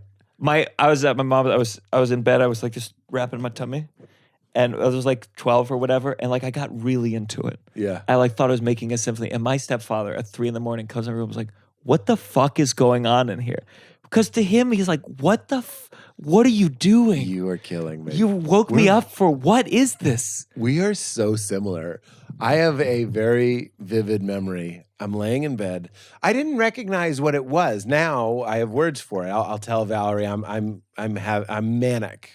I'm not manic depressive, but I get lit up. Of course. And I'm infinite potential. And the reason I have to tell Val is it's like you're not allowed, talking to me, to tell your friends that you can make a TV show for them. Because in that state, I can see a pilot for everyone. And I'm actually going to say, it'd be good. Like, it's not like just insanity, Yes. And we're time traveling. It would be like a good, like, oh, I get it, and it's this and this. But I have to go, sure, come up with an idea for Gianmarco, but don't pitch it until you've come down from this. You know what I'm saying? Yes. So when I was manic as a child, I didn't know what it was. I just thought I was having this intense surge of creative will and positivity. Yeah. I got out of bed like you with your, and I thought this felt like genius to me too. I was like, if I lay my head upside down, my hair will fall to the floor, and then if I hairspray it, it'll stay like that. But this is like 11 o'clock at night, but I couldn't get it out of my mind. Like something I had to create. And I went in the bathtub and I started spraying with hairspray, and my mom came out and was it your dad? That was my stepdad. Your stepdad. Worse. Even worse. Even worse. Infinitely worse. Yeah. More than a step worse. Yes. My mom did not find it amusing at Yeah. all. And I do think it's just because that was the 80s. If Leela did that, I would be like, this is a memory. Like, I would take a photo. But isn't that I like... also was like, but what did my mom have to do the next day? Like, why? Sure. Why couldn't it have just been fun? Do you think you would have been better off if she said, wow, No. cool? No. Because just like your dad saying your piano sucks and my mom saying this is inappropriate, get back in bed, you nut job. Mm-hmm. That combo of love and withholding love is what I think addicts us to bad sets, good sets, bad sets, good sets. Like the strange, like I think it's like, make no mistake, we don't actually want to kill every set. We want the speedball. We want the downer. Yeah. We want the upper. And the bad set informs the good set, and the nice run of good sets, and then like a weird set and a bad That's audience. why I think it would be tough to be like a self-aware parent, because I think I would be very much like, I want them to feel good. I'm proud of them for everything. Yeah. And like, where's you The need artist? something else. Where's sometimes as a parent, you do have to be critical of your child, or you do have to be like, I don't know. Yeah. Because I would be the parent. I go to my son playing the piano and go, oh my God. And then he's like, I'm a genius for real. And then he goes on stage and does it and gets booed by the whole world. Well, that's. I think you just solved your own problem, though. Like, it's going to happen. Yes. It doesn't have to be you. We're back to what we said at the beginning.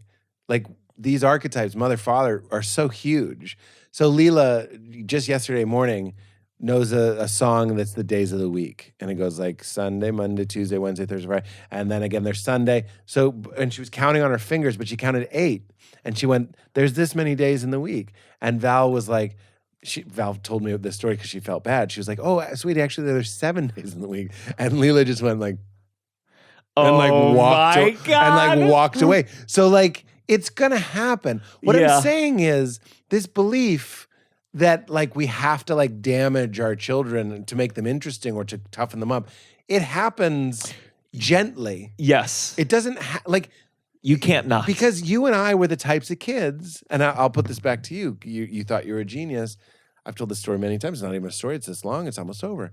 I'm in the back seat and I'm listening to my brother and father talk, and I'm like, I was noticing that there's a rhythm. You know, when you're a kid, you just talk. Yeah. And then grown-ups, I'm like, oh, they're like, but I saw it like sheet music. I'm still convinced that I was having like an epiphany, and an epiphany that was smarter than my years. I had never heard people talk about things like that. And I was like, and I explained it to them. I waited for my turn in the music, and I was like, blah, blah, blah, blah, blah, blah. And my dad didn't say anything, and my brother was like, yeah, people know that. And I was just like, that was me going like, well, we'll see who's laughing when I'm a famous comedian. Yes. like literally, that was pulling the bow back on me being like, okay. But that's the whole drive, is we have those that's right. feelings, and then we go like, what do I have to do to make someone else bring them in on this feeling? That's right. Yeah. And that's what, back to what we were saying. When Radiohead put out that, there was a certain record, all I remember was the song Butcher was on it. I can't remember the name of it, but it was after In Rainbows. So they put out In Rainbows, and everybody was like, "This is the greatest Radiohead record of all time." And then like the next one was like very for them. Sure. And I think that's what makes us so upset is that we know they're geniuses. They just didn't make enough effort to bring us into it. Yeah. Because Radiohead could probably like, I feel like Tom York could just hear like a dum, dum, dum, dum, dum, dum, dum, dum, and it'd be like, oh yeah, this is fucking brilliant because he's a genius. Yeah. We need your genius to be changed and dressed up a little bit so we can get a little taste of what it feels like to be you. Does that make sense? Yes. And when yes. you don't, we go, you didn't extend us enough rope to join, Sure. climb up. I'm mixing metaphors, but I can't get into your tower, Rapunzel. It's not even rope. Does that make sense? Of course. I mean, that's why some comedians get rich and it's so disappointing because it feels like they no longer can extend that to you, the regular human being. Oh, because all their bits are about private jets? Or just their whole attitude towards it's just different. They live in a different world. They're Yeah. breathing different air. Yeah. And there's just something in there that's not the same. Completely agree. I thought you were also going to say when comedians tell a joke that doesn't make sense, it's the same thing. They didn't extend enough rope to bring. I've done it. Sure. And Rory Scovel, one of my favorites, he's like me. I was watching him at my Largo show this past month, and he did this bit, and he said something kind of out of nowhere, and then he did what I would do. I'm a real like, I don't know why you didn't laugh at that guy. Uh-huh. And he said like, I don't know why you didn't laugh at that. And I'm sitting in the wings, and I'm like, oh my God, it's because he didn't say. She said like there was something missing. Of course. And I'm like, that's what I do. I get so caught up in the mania or the thrill of finding pure creativity in my brain and letting it spin like a pinwheel that sometimes I forget to say, and then my dad goes. Yes. So now I'm just a lunatic on stage going like, are you afraid of God? And like, then I go, why aren't you laughing? And I'm like, because lunatic, like, you're scribbling in the Notebook from 7. You're Kevin Spacey. You're insane. But that's why it's so hard to get like really good feedback on stand-up. You got to have like your friends because sometimes you just can't tell. Yeah. You can't tell what you have failed to communicate. Yeah. And when someone points it out and you go, oh, when I said him, they didn't know who I was talking about. Yeah. But in your head, you're like, of course it's this. That's what I mean. That's why I think we have the best seat in the house, like you at the piano. Yeah. It's like if you know everything I know, I can picture the people I'm talking about. They get a description and they cast it their own ways. But I got the original whatever weird person I was running into at the airport or whatever. And that's why I hold on. Sometimes some jokes I've held on to for 6 years because I'm like, no, it's there. I'll figure it out, but I know. Yeah. I know there's something there. Yeah. Well, when you, not that you haven't, but like when you really establish yourself and have like multiple specials, that's when those bits come back because then the audience completely gets you. Yes. And that's when I have to often check myself before I wreck myself because I perform a lot at Largo. That audience knows me pretty well. And I feel like I can go from A to F. And then you go to a regular place and you're like, no, A to C is pushing it here. You have to, like you were saying in the Midwest, you have to go like, I'm Jewish. That means, of course, you know, like you have to explain, I have to explain my perspective as well. But at a certain point, you can bring those bits back. I just think it's so, I don't have, I'll go to a show on the road, it'd be a couple fans there. But like, I do think a lot about like, how do you stay good when the people who see you perform know all the context and know you so deeply? And it's like, I have those experiences sometimes where I have a couple shows where it's like people come to see me, little things. And they know my girlfriend's name. Yeah. They know all this background. And this is bad for you? No, because I no longer, it's like I'm trying to build a house that can stand anywhere. I could perform it anywhere. Yeah. But then in that moment, I have a disjointed, they know stuff. They have context that I haven't not figured out how to convey to a stranger. And so as you become more famous, as you have more fans, it seems to be really hard to maintain working out really brutally good material that could work with people who have no idea who you are. Yeah, it's interesting. And I think you would do well to never stop building the house from the ground up. Sure. And what I do is I just invite people into my house now. You know what I mean? Yeah. But when I watch your material, one of the things that I'm so impressed by it, and a lot of the younger people, is I'm seeing the house, they build the house. Yeah. And I'm not even saying this is a bad thing. Bill Burr is letting you in the house. He's not going like, I'm Bill, I'm kind of curmudgeon-y. Yeah. You know, and Mulaney doesn't go like, this is my deal. He just goes out. Forget it. Like, you know, when he had the dog and his relationship, all that stuff, like that everybody knew that going in and wanted to hear him talk about it. But I wonder if you do lose something if you're not trying to make the thing that can be dropped into a, like, I wonder if I'm soft. Because, like, if I go to a show and someone brings a friend, they're like, they didn't know who you were. I'm like, that's so weird. Whereas the first 10 years, 12, 15 years of my career, 100% of every crowd didn't know who I was. Of course. And that's how you get strong. Yeah. So I wonder if it's lazy or if it's just kind of like something that you earn. I like to think it's something that I've earned. Yeah. Yeah. I mean, there's an argument to be made. You get a certain benefit of the doubt as you've proven yourself over the years, and that lets you explore, higher you get to go concept deeper. things. Yeah. Like I can think of clubs. I worked at I still do once in a while. LOL in New York, like the real like Times Square? yeah. Yeah. Used to be Yeah. shit club, but They added a letter. yeah. It's a rough place. Rough, but I did every check spot there for like a year in the beginning, and it was useful. But like if I tried to do, You did every check spot? That's what they offered you? yeah, it was because unpaid. Yeah. So I did like, but it's in New York these days. It's the only way I could have done 4 spots a night, 6 on the weekends. Yeah. But it was Sometimes you just need to be on stage with a microphone, even if it's a nightmare. That was for me the Boston. But yeah, keep going. But it's still it's. But I'm sure back then I could have never done something as profound as none of this makes sense. That audience would have been like, "What is going?" And then so you don't. The other argument is that when you do have people who have some context, you can build a much more precious thing. Yeah. I wonder if you'll think this is as fun as I think you're gonna think it is. Okay. The bit that doesn't make any sense was what I would call a special bit, meaning for a special. Meaning, if I'm doing an hour, even for my fans, I wouldn't always do that. Doesn't make any fucking sense. By the way, I had no idea that would become the viral bit or whatever. Yeah. Because often it didn't really work. Really. So then you're doing a special and the crowd is extra juiced. Yeah. And you do it kind of towards the beginning. Then you can make it work. I have a set list right now. I'm working out this new hour. I'm going to film it.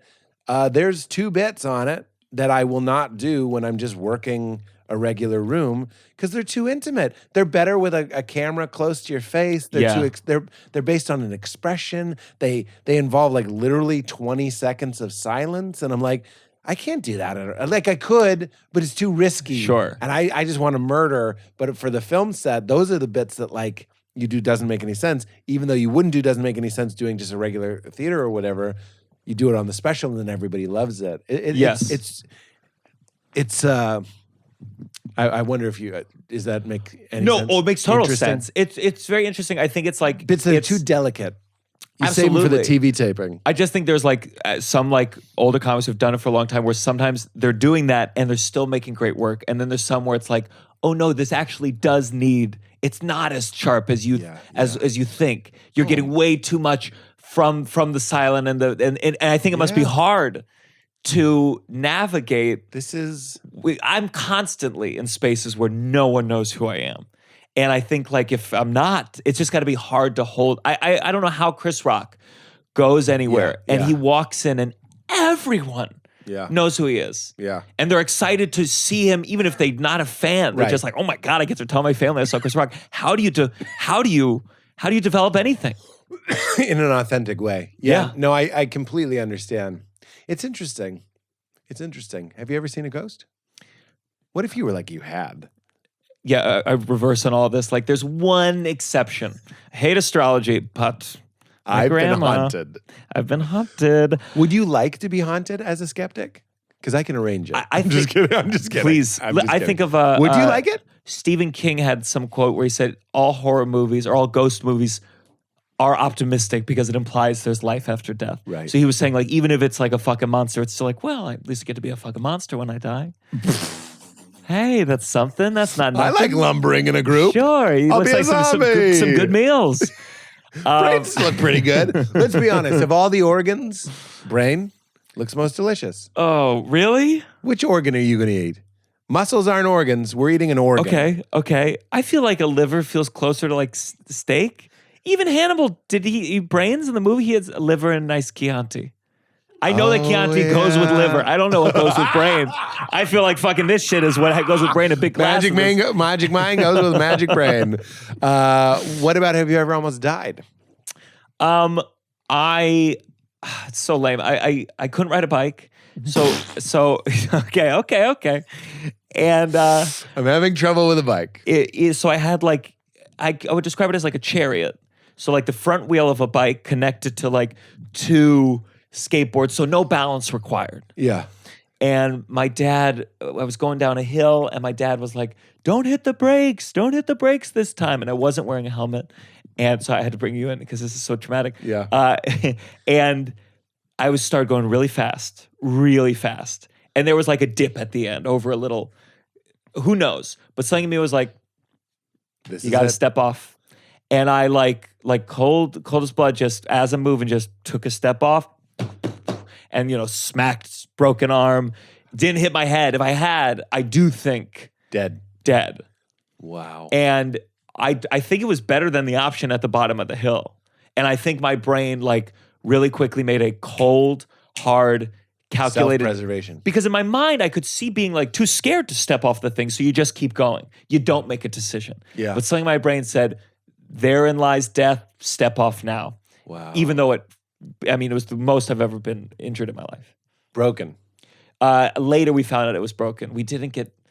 My dad didn't, I don't know, maybe he was ashamed that he was the guy saying no brakes this time, but we didn't go to a doctor until like a month later and they said, that was broken. If you had hit your head, I think the doctor said if you had hit your head, you would have died. Wow. Mm-hmm. Your dad said no brakes. And he's like a safety guy. So he fucked up. He fucked up real bad. Did your parents really get divorced when you were 7 days old? It's probably somewhere between that and 6 months. He definitely was cheating on her. Oh, cheating. Oh, he was a big cheater. Big cheater. Another thing that's glorified in the mafia movies, mm-hmm. the guma. So 7 days, 6 months, I don't even know exactly, but before I was cognizant. So yeah. Okay. So that's when they got divorced. My mom, I fucked up this story once and she corrected me. She listens.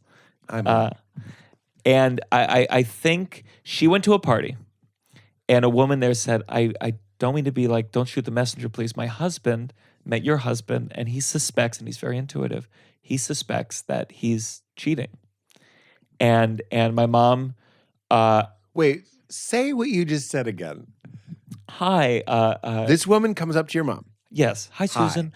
My husband met your husband, and maybe a cute little story. They went golfing together. Are they going to be friends now? Yes. I'm so glad you're saying this again because the first time I just didn't know something amazing was happening, and now I do. Well, that's what he's my intuitive, husband, and he's intuitive and felt something. And my mom said she just like left. She left the party. This is where I might fuck it up, but she called my dad. She said, I saw you at dinner with another woman. This is a bluff. I saw you at dinner with another woman. And my dad said, I'll be right home. And basically said... this is Sparta. That's incredible. It's incredible. It's incredible. She goes, I saw you at dinner. So your mom is doing some assuming here. Not only are you having an affair, which we can take, but you go to dinner with these women. You know what I mean? Yeah. That's not, it could have been a hotel only. Of course. But she used some creative writing. She's like, I bet that son of a bitch is taking them out to dinner. Mm-hmm. And she had the restaurant and everything. Mm-hmm. And he said, I'll be right home. And she never went back to the woman and said, your husband is very intuitive. She never went back. She should have. Yeah, you're, probably upset about other things at the moment. But my dad just said, he said, this is who I am. I'm not going to change. And oh, he didn't apologize. Maybe he said, I'm sorry. I don't know. My mom doesn't say, he said a really sweet apology. Yeah. But just essentially, looking back at it now, you're like, oh, polyamory was for you, Papa, instead of whatever this shit is. But he said, like, I'm not going to stop, essentially. He said, like, I want to have women on the side, essentially. Do you think it was his love of Italian stereotype culture? His dad cheated for sure. Just yes. I don't want to use the word sins, but the old expression of the father. Like it's Yeah. you learn it, you do it again. But I think what was different is like I didn't know about the cheating until I was much older. My dad like did not. The women were in my life. They were maternal figures who disappeared. But I never knew him. I didn't know. I never knew that he cheated. no. So he had some women who would leave abruptly. And looking back, now knowing more information, I'm like, oh, he probably got busted for cheating. But at the time, he just said, oh, well, you know, Susan, she's had a tough upbringing. Turns out Susan didn't like when I saw other people. But it's hard to know what to do with it now. I feel like I think of it like when they catch serial killers like 50 years after they did the crimes. It's like, well, what do you do? They're dead. It's a cold case. They're old. Yeah. Their time has punished them enough. You know? Time has dealt out the sentence. And I don't know if it would have been better if I would have known and could have confronted him. But it's hard to know what the information to do now. What am I going to be mad at him for being a horny 30-year-old? I mean, it is interesting, and you will. You're a firm, confident person. So correct me if I'm wrong. But your father, Leo, but who you're such a Leo, your father, who is one of the arbiters of your reality as a young person, was a lying, cheating, unstable, untrustworthy person. Of course you don't believe in astrology or UFO. You know what I'm saying? Like you want receipts, you want documents, you want facts. Sure. And that's fine. Yeah. When I say that's fine, is I'm not trying to convince you to be like, Gianmarco, come over here. It's fun to think that maybe this stone, if you touch it, you win money or whatever. Sure. I don't care. But it's interesting. I'll give you an example. Like I know people, I'm into Vedanta, non-duality, your experience with mushrooms, the oneness. It's also in Judaism, God is one. That idea, it's also in a lot of religions. When the Bob Marley folks say one love, that's the idea. It's like, this is one thing. It's hidden in culture. One thing. So I believe that. But I also grew up for whatever, strange issues I had, or whatever complications all families have, I didn't feel like the fundamental nature of my reality was being jeopardized. Like it was pretty regular.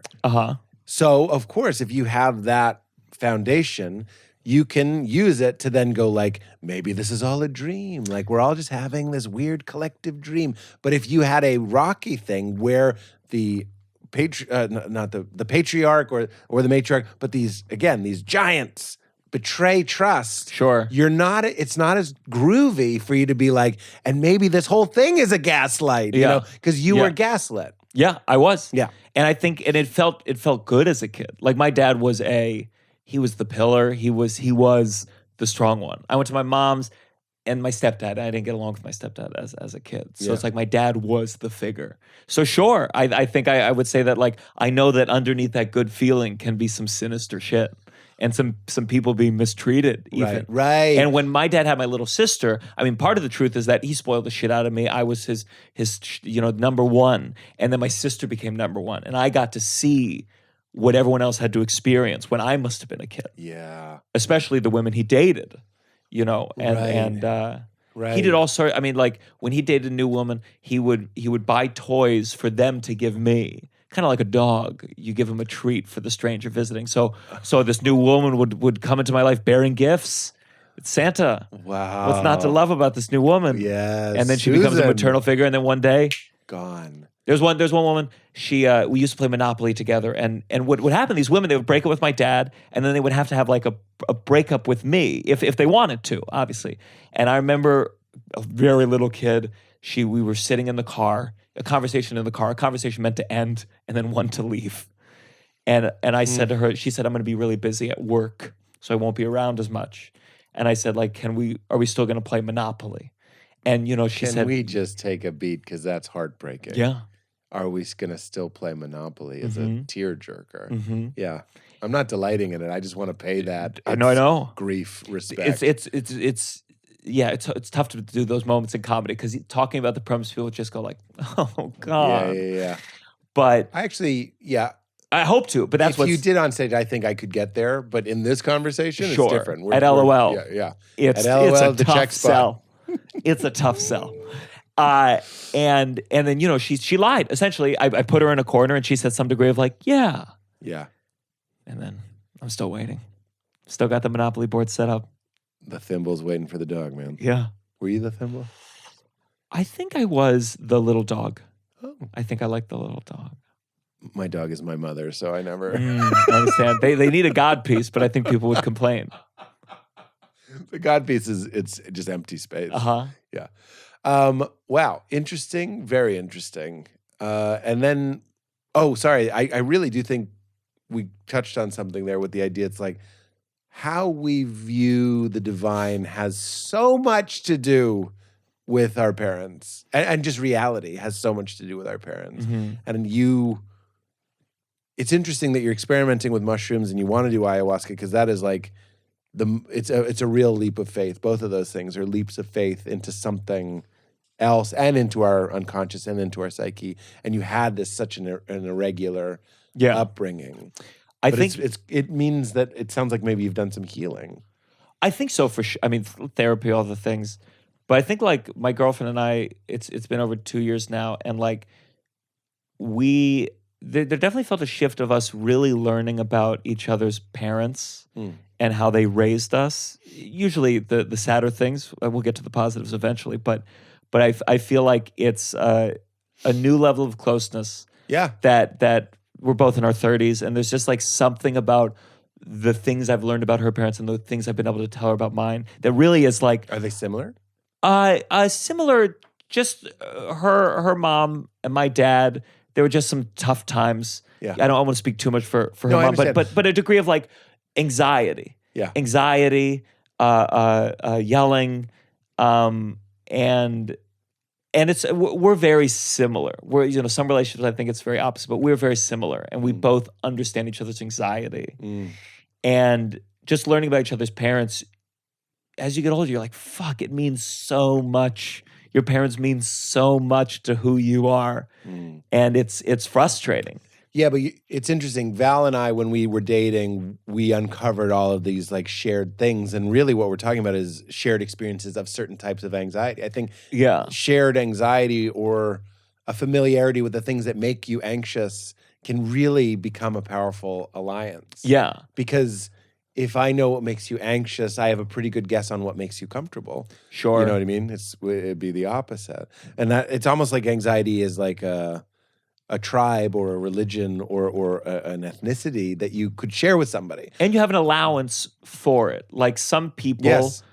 Some people I don't. overwhelm some people, for sure. Yeah. For sure I overwhelm some people. Yeah. I'm like filming a set tomorrow for Don't Tell.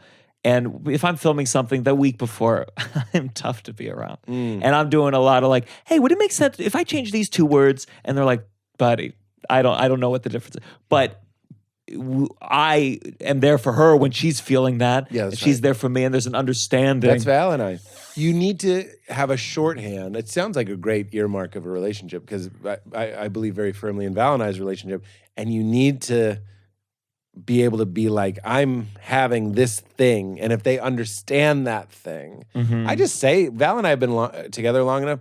I was like, I just was in Toronto 2 days ago. We were shooting something, and I just told her something that I said. And I was like, was that okay? And I'll just go like, I know it's okay. I knew it was okay. Yeah. And I went, I just want you to tell me it's okay. Like, we'll just cut to it. Yes. I'll go like, I just need you to hear me and tell me it's okay. And she goes, that's totally okay. And I'm like, thank you. Yeah. That's anxiety. Yeah. I go like, there's just too much bubbles back to hot tubs. There's too much bubbles on the hot tub. That means you got to put chlorine in it. Just put a scoop of chlorine in my anxiety tub, and that's what we do for each other. Or Val goes like, I'm having this feeling. I go, you're okay. It's okay. We're okay. Yeah. I think I always get, my girlfriend sends me like relationship TikToks. And one was, I'm like, when you're in a fight, or not a fight, if they're feeling something, ask, do you want like me to be solution oriented or just, what is it? A fix it or a feel it. A fix it or feel it. Yeah. And like, I often am, because I'm like, I want both. I want you to fix it and feel it and make it right and be not pandering to me. And my mom is like that, prescriptive.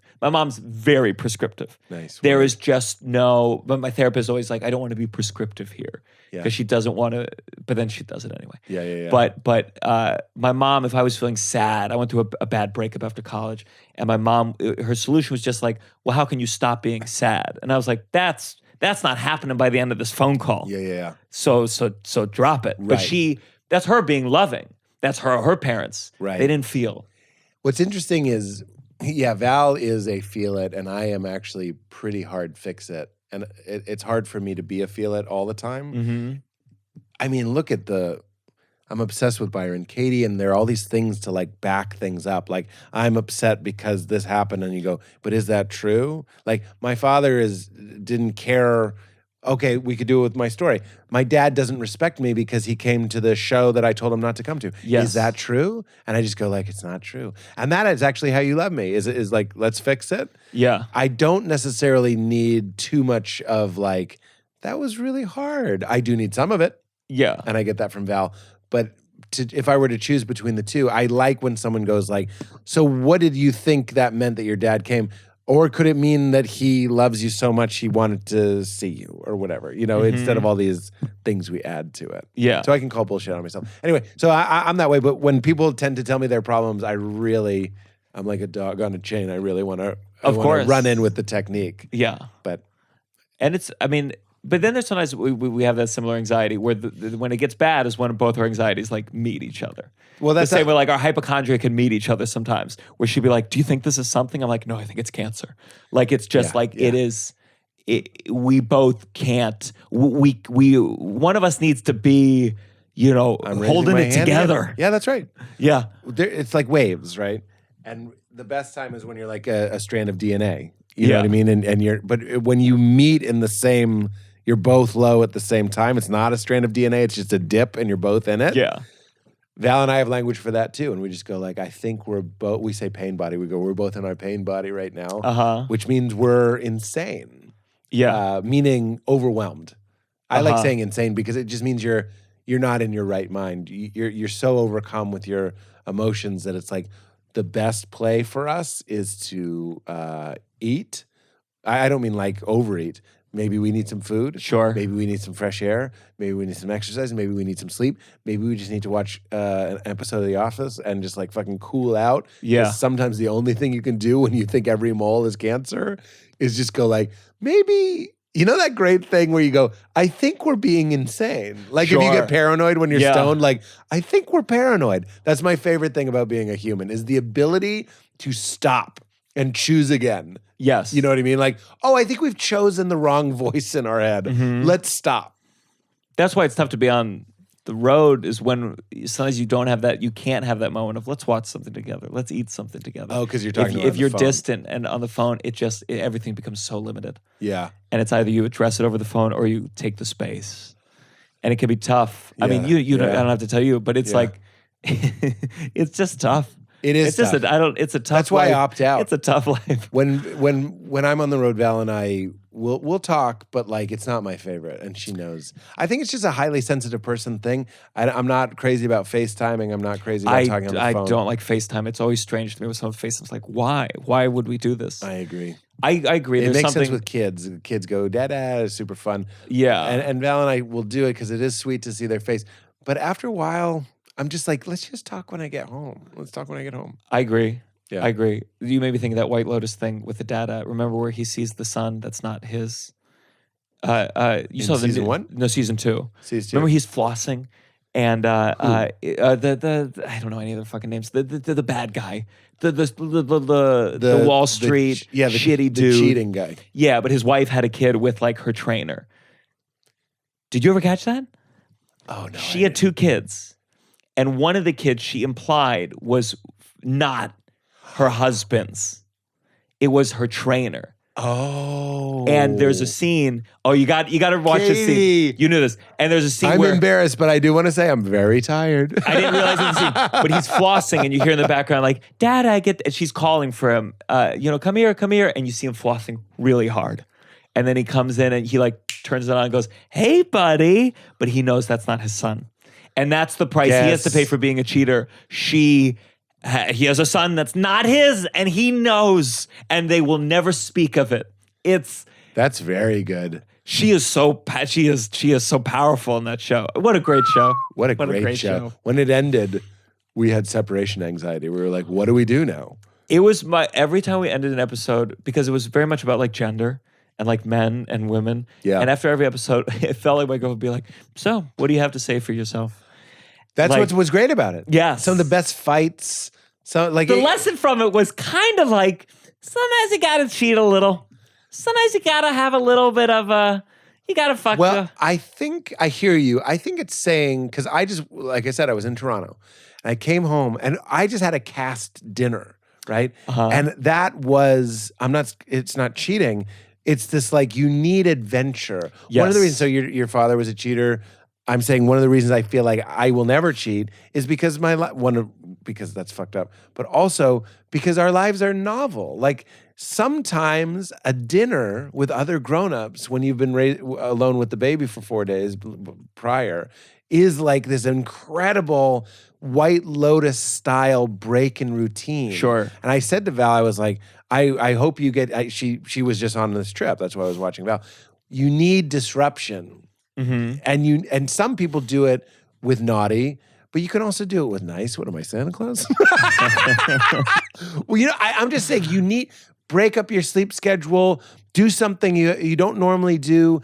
I think the day in, day out, same Monday as same Tuesday as same Wednesday as same Thursday, that's Sure. where you start having affairs and stuff. And Val and I were just talking about this. There's certain people in our lives where we're like, I joked to her. I was like, I don't think my parents ever cheated on each other, but I sort of hope they did. It would have been nice for them to enjoy something. You know what I mean? Sure. It was just a joke. That's not really true.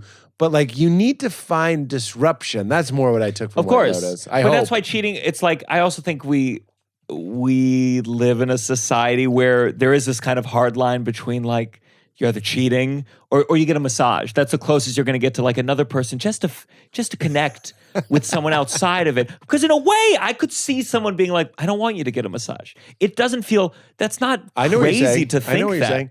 I'm getting a massage. Every time I get a massage, I'm like, it's not a happy ending massage, but I'm like, No, it feels right on the edge. They're oiling you up. They're oiling you up. They're right up on my ass. They're interested in your pleasure. It's I'm not saying it's sexual. I'm saying it's sensual, and not sensual Sure. in the sexual way, but it's about your senses, and someone is considering your pleasure and Yeah. has actually gone to school, Sure. like to figure out what would feel the best for you. I got a happy ending massage in Amsterdam a long, long time ago. This guy. And 99% of it's the same. It was just it's the same.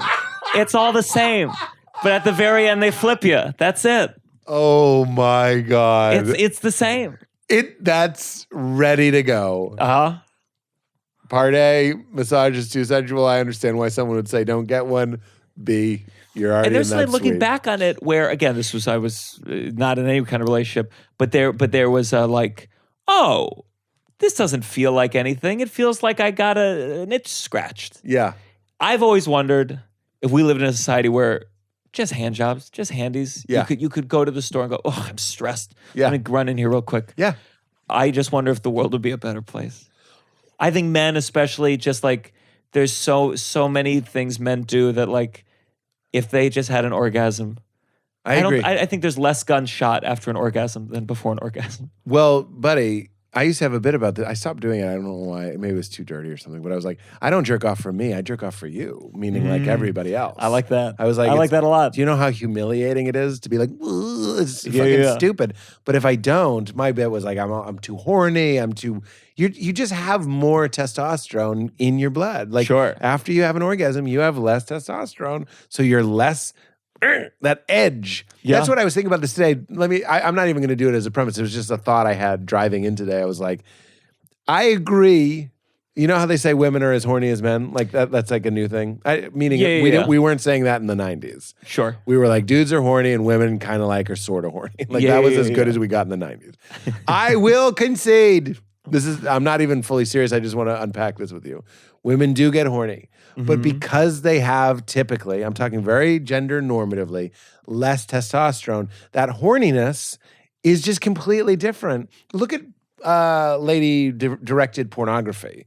It's like, it's just different. It's softer. Because testosterone, the thing that makes boys, again, gender normally, more boyish, gets mixed up in the horniness, and it's a completely different thing. Of course. So I'll give you guys might be as horny as us, but you don't have the nitro in the tank that goes, ah! Like Yeah. that's what we're talking about. Yeah. I know you might want sex, but we want sex Like, and it's mixed up in this like Conan the Barbarian sort of like feeling. Yeah. That's I feel like woman. By the way, as I'm saying this, I just want everyone to know I am joking, and I can't call it. How could I ever speak for another gender or any other group for that matter? The tweets on this account do not represent. I feel like a woman could see two people fully clothed, and it'd be so hot, and it's like a man. I'm like, take it off. Yeah, take off the clothes. That's not enough. Yeah, that's right. And that's What a Baberino. Let's get to the What a Baberino. Let's get to the What a Baberino moment. But I hate to be this, like, it's like King of Queens level, like, relationship norms. Val is, when we, like, every once in a while, we'll do it Val's way. And it's all about, like, keep the clothes on a lot longer and more smooching. That's very classic. It's like, hard to lady. do. I've tried to do a bit where the degree where, like, you know, comedians would say women be shopping, and we know that's sexist. Yeah. But now that my girlfriend's moved in with me, sometimes I'm like, they really do be. Like, she really do be shopping, and I don't know how to talk about it because there's definitely some truth here. Right. That what am I supposed to pretend? And when Val and I have sex, I'm like, let's get naked immediately. I tried to do a bit. I was like, it's about boners. It's like the boner is here. Let's use it. And, Sure. and women are like, keep it in the pants. And I'm like, what if he goes away? Like, it's almost from an insecure place. It's not from a secure place. Sure. I would go, the guest of honor is here. Let's get him out. And they're like, no, there's more smooching to be done. And I'm like, okay, but I might be grinding on you with a floppy.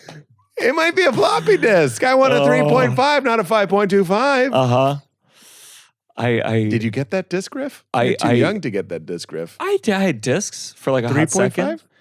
And then the big floppy disk was a 5.2? I remember the different size. I don't remember the inches. Yeah, what was that? I know that's that point of being my dad said the other day. What did he say? It was just something about, like, you know, he dates too young. Not like I understand. oh my God, but like, come on, man. Yeah. And he said essentially, like, you know, I want to be really attracted because it's not always easy working downstairs. And of course, he's an older man. Oh wait, he wants them to be attracted. Yeah. So for him, he's like, By the women way, his age, he's not as attracted, and you know, I think what he said can't to handle me, the shame of it. Yeah. Yeah, I think what I liked about what he said is that it wasn't. I'm not saying it's all not good, but he wasn't saying just, I like him hot and titties bouncing. It was part of, like, he's like, for me, I don't know why. He's a legs guy. He's more of like a legs for days. Legs for days. Oh my God. When did the leg become a calendar?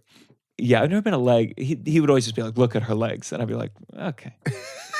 Okay. I'm with you. What are you Can gonna I do? tell you what Freud would say about that?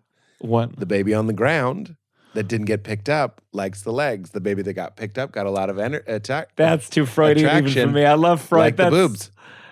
Think about it. What about the baby on the who likes the ass? Did the mom sit on them? It's the same thing. That was on the ground. Legs and ass are the same thing. Ass is just top of the leg. But why am I an ass guy and not a leg guy?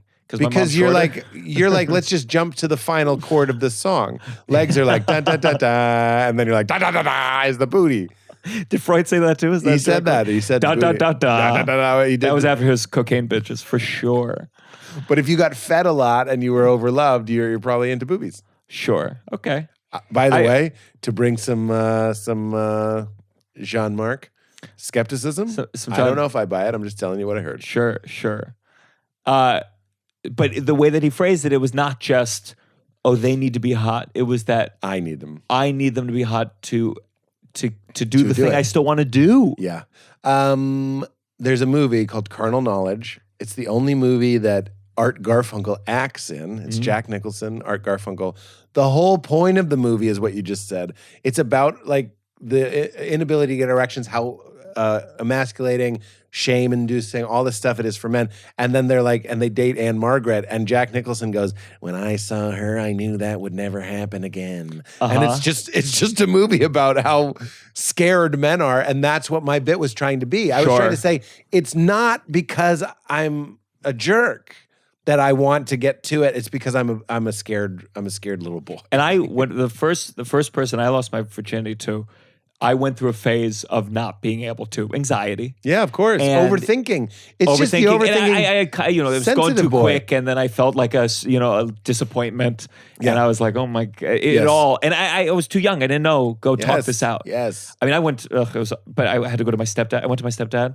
That's how bad it was. Like I needed help because she was gonna leave me. I think at the time. Yeah. So I was reaching out to everyone. So I had to have like a conversation with my dad for advice. Then my stepdad. My stepdad, he took out a magazine with like a car with a hot woman on it. And so I said to him, like, I'm having trouble getting it up or whatever. And he takes out this magazine. This is how repressed. He goes like, some men need to look at this, look at women like this to get hard, and that's no problem. But I have your mother. And I don't think he meant it. I don't think he meant to like fuck me up forever. I don't think he wasn't like going like, remember, I fuck your mom. He was like trying. I have your mother. Something. It was something like that. Like I have your mom. But he meant, I don't meant know what it as the fuck. A good thing. I think he meant like you need to find what your mom is to me. You need to find for yourself. Find someone as fuckable as your mom. That's generous. The way I get hard for your mom, go find somebody that's like your mom, but not your mom that gets you as hard as your mom makes me. He was saying because even in the wanting to help me, he was trying to like be like, but I don't have a problem. Yeah, of course. But I'm like, but you're talking to the son of the woman you fucked, so you don't need to say it like this. Where was the advice in that, by the way? I don't know. Where was the help? Know. There was no help there. I'm like, it's getting worse. It's funny because intimacy, like being able to talk. I used to have a bit, it's in a Batman video. I go, sometimes the sexiest thing a woman can do is forgive. Which I thought was because oftentimes that would happen, and she'd be like, it's okay. And then I'd be like, well, now I trust you. I thought you would relate to that. That's, I think, when the beginning of comedy, like my first stand-up bits were about like that era. And it's because I had one day, I couldn't get it up, and I had a like breakdown. And I started sobbing. I'd never sobbed like that before. I woke up sobbing. Like it was, and I think it was because it was that moment where maybe some men have it later in life, and this is why they go all these things, where I was like, my body doesn't do what I want it to do. This person says they love me, but if I can't give them this, they are going. That love doesn't mean anything. Right. It is predicated. And in that moment with the anxiety, I go, no one will ever love me because I can't provide this thing. Yeah. And I truly think like it was that break, because that's all I talked about in the comedy in the beginning. It was all just like, it was that moment talking about that relationship. Yeah. And I think some men, maybe they glide past that or they don't. And then at 50, it happens to them. And they go right. If I can't fuck. Interesting. I do think that's why stand-up, there's something about the achieving of stand-up that kind of salves this. To me, it feels the similar kind of worth shot. It's a shot of worth that has nothing to do with my body. I enjoy that. I sometimes feel more, I do a bit where my girlfriend says, I don't want you to cheat on me. And I'm like, that's fine, but I don't want you laughing at other men. Because it's like, it's the same. It's the same. Similar, you can fuck them. That's not we're back to massages. That's why hecklers tend to be men, because it's like they're not always. Sure, not always. But you're making my date, you're titillating my date. Like, what are you doing? Yes. Yeah, it's not always. That's more like a 90s I thing. said once I was on stage, I saw a couple, and this woman said, like, I drove 3 hours, and they were on like their second date. I said something like, I said to the guy, how does it feel to meet the man that she actually wants to sleep with? Wow. And I was just fucking around. For the moment I said it, I was like, I think that came from somewhere too deep. Too close. I think that came from somewhere. Something that I'm getting from this. Yeah, but it's your job to take risks. Yes. Good for you. They laughed. He didn't hit me, but good. But yeah. Where are we at time? I mean, like, what time is it? Okay, I think we have to go just because my lovely neighbor postponed their housework so we could do this podcast. Isn't that nice? That's very I didn't think it was going to work. I was like, I have a podcast? She was like, we'll stop till 3. So very nice. That's the first time your neighbors found out you have a podcast? Yeah, I don't think she knew. Oh. Here we are. That's nice. So can you tell me the time you've laughed the hardest in your life? It's weird. We got this like second wind. I feel like we could go another hour easily. It's been very lovely. But second wind meaning like we had like such a initial charge, and then we got another one, and that never happened. I so didn't it was take great. it personally. I didn't go like, what's the dip? Where was the dip? Can we cut out the dip? Where was the dip? Dollar Store Mulaney. Can you tell me the time you laughed the hardest in your life? Sure. I feel like I don't know what the moment is that because it wasn't a specific moment, but my oldest sister, she's my half sister, but we used to have moments as kids. She's exactly 4 years younger.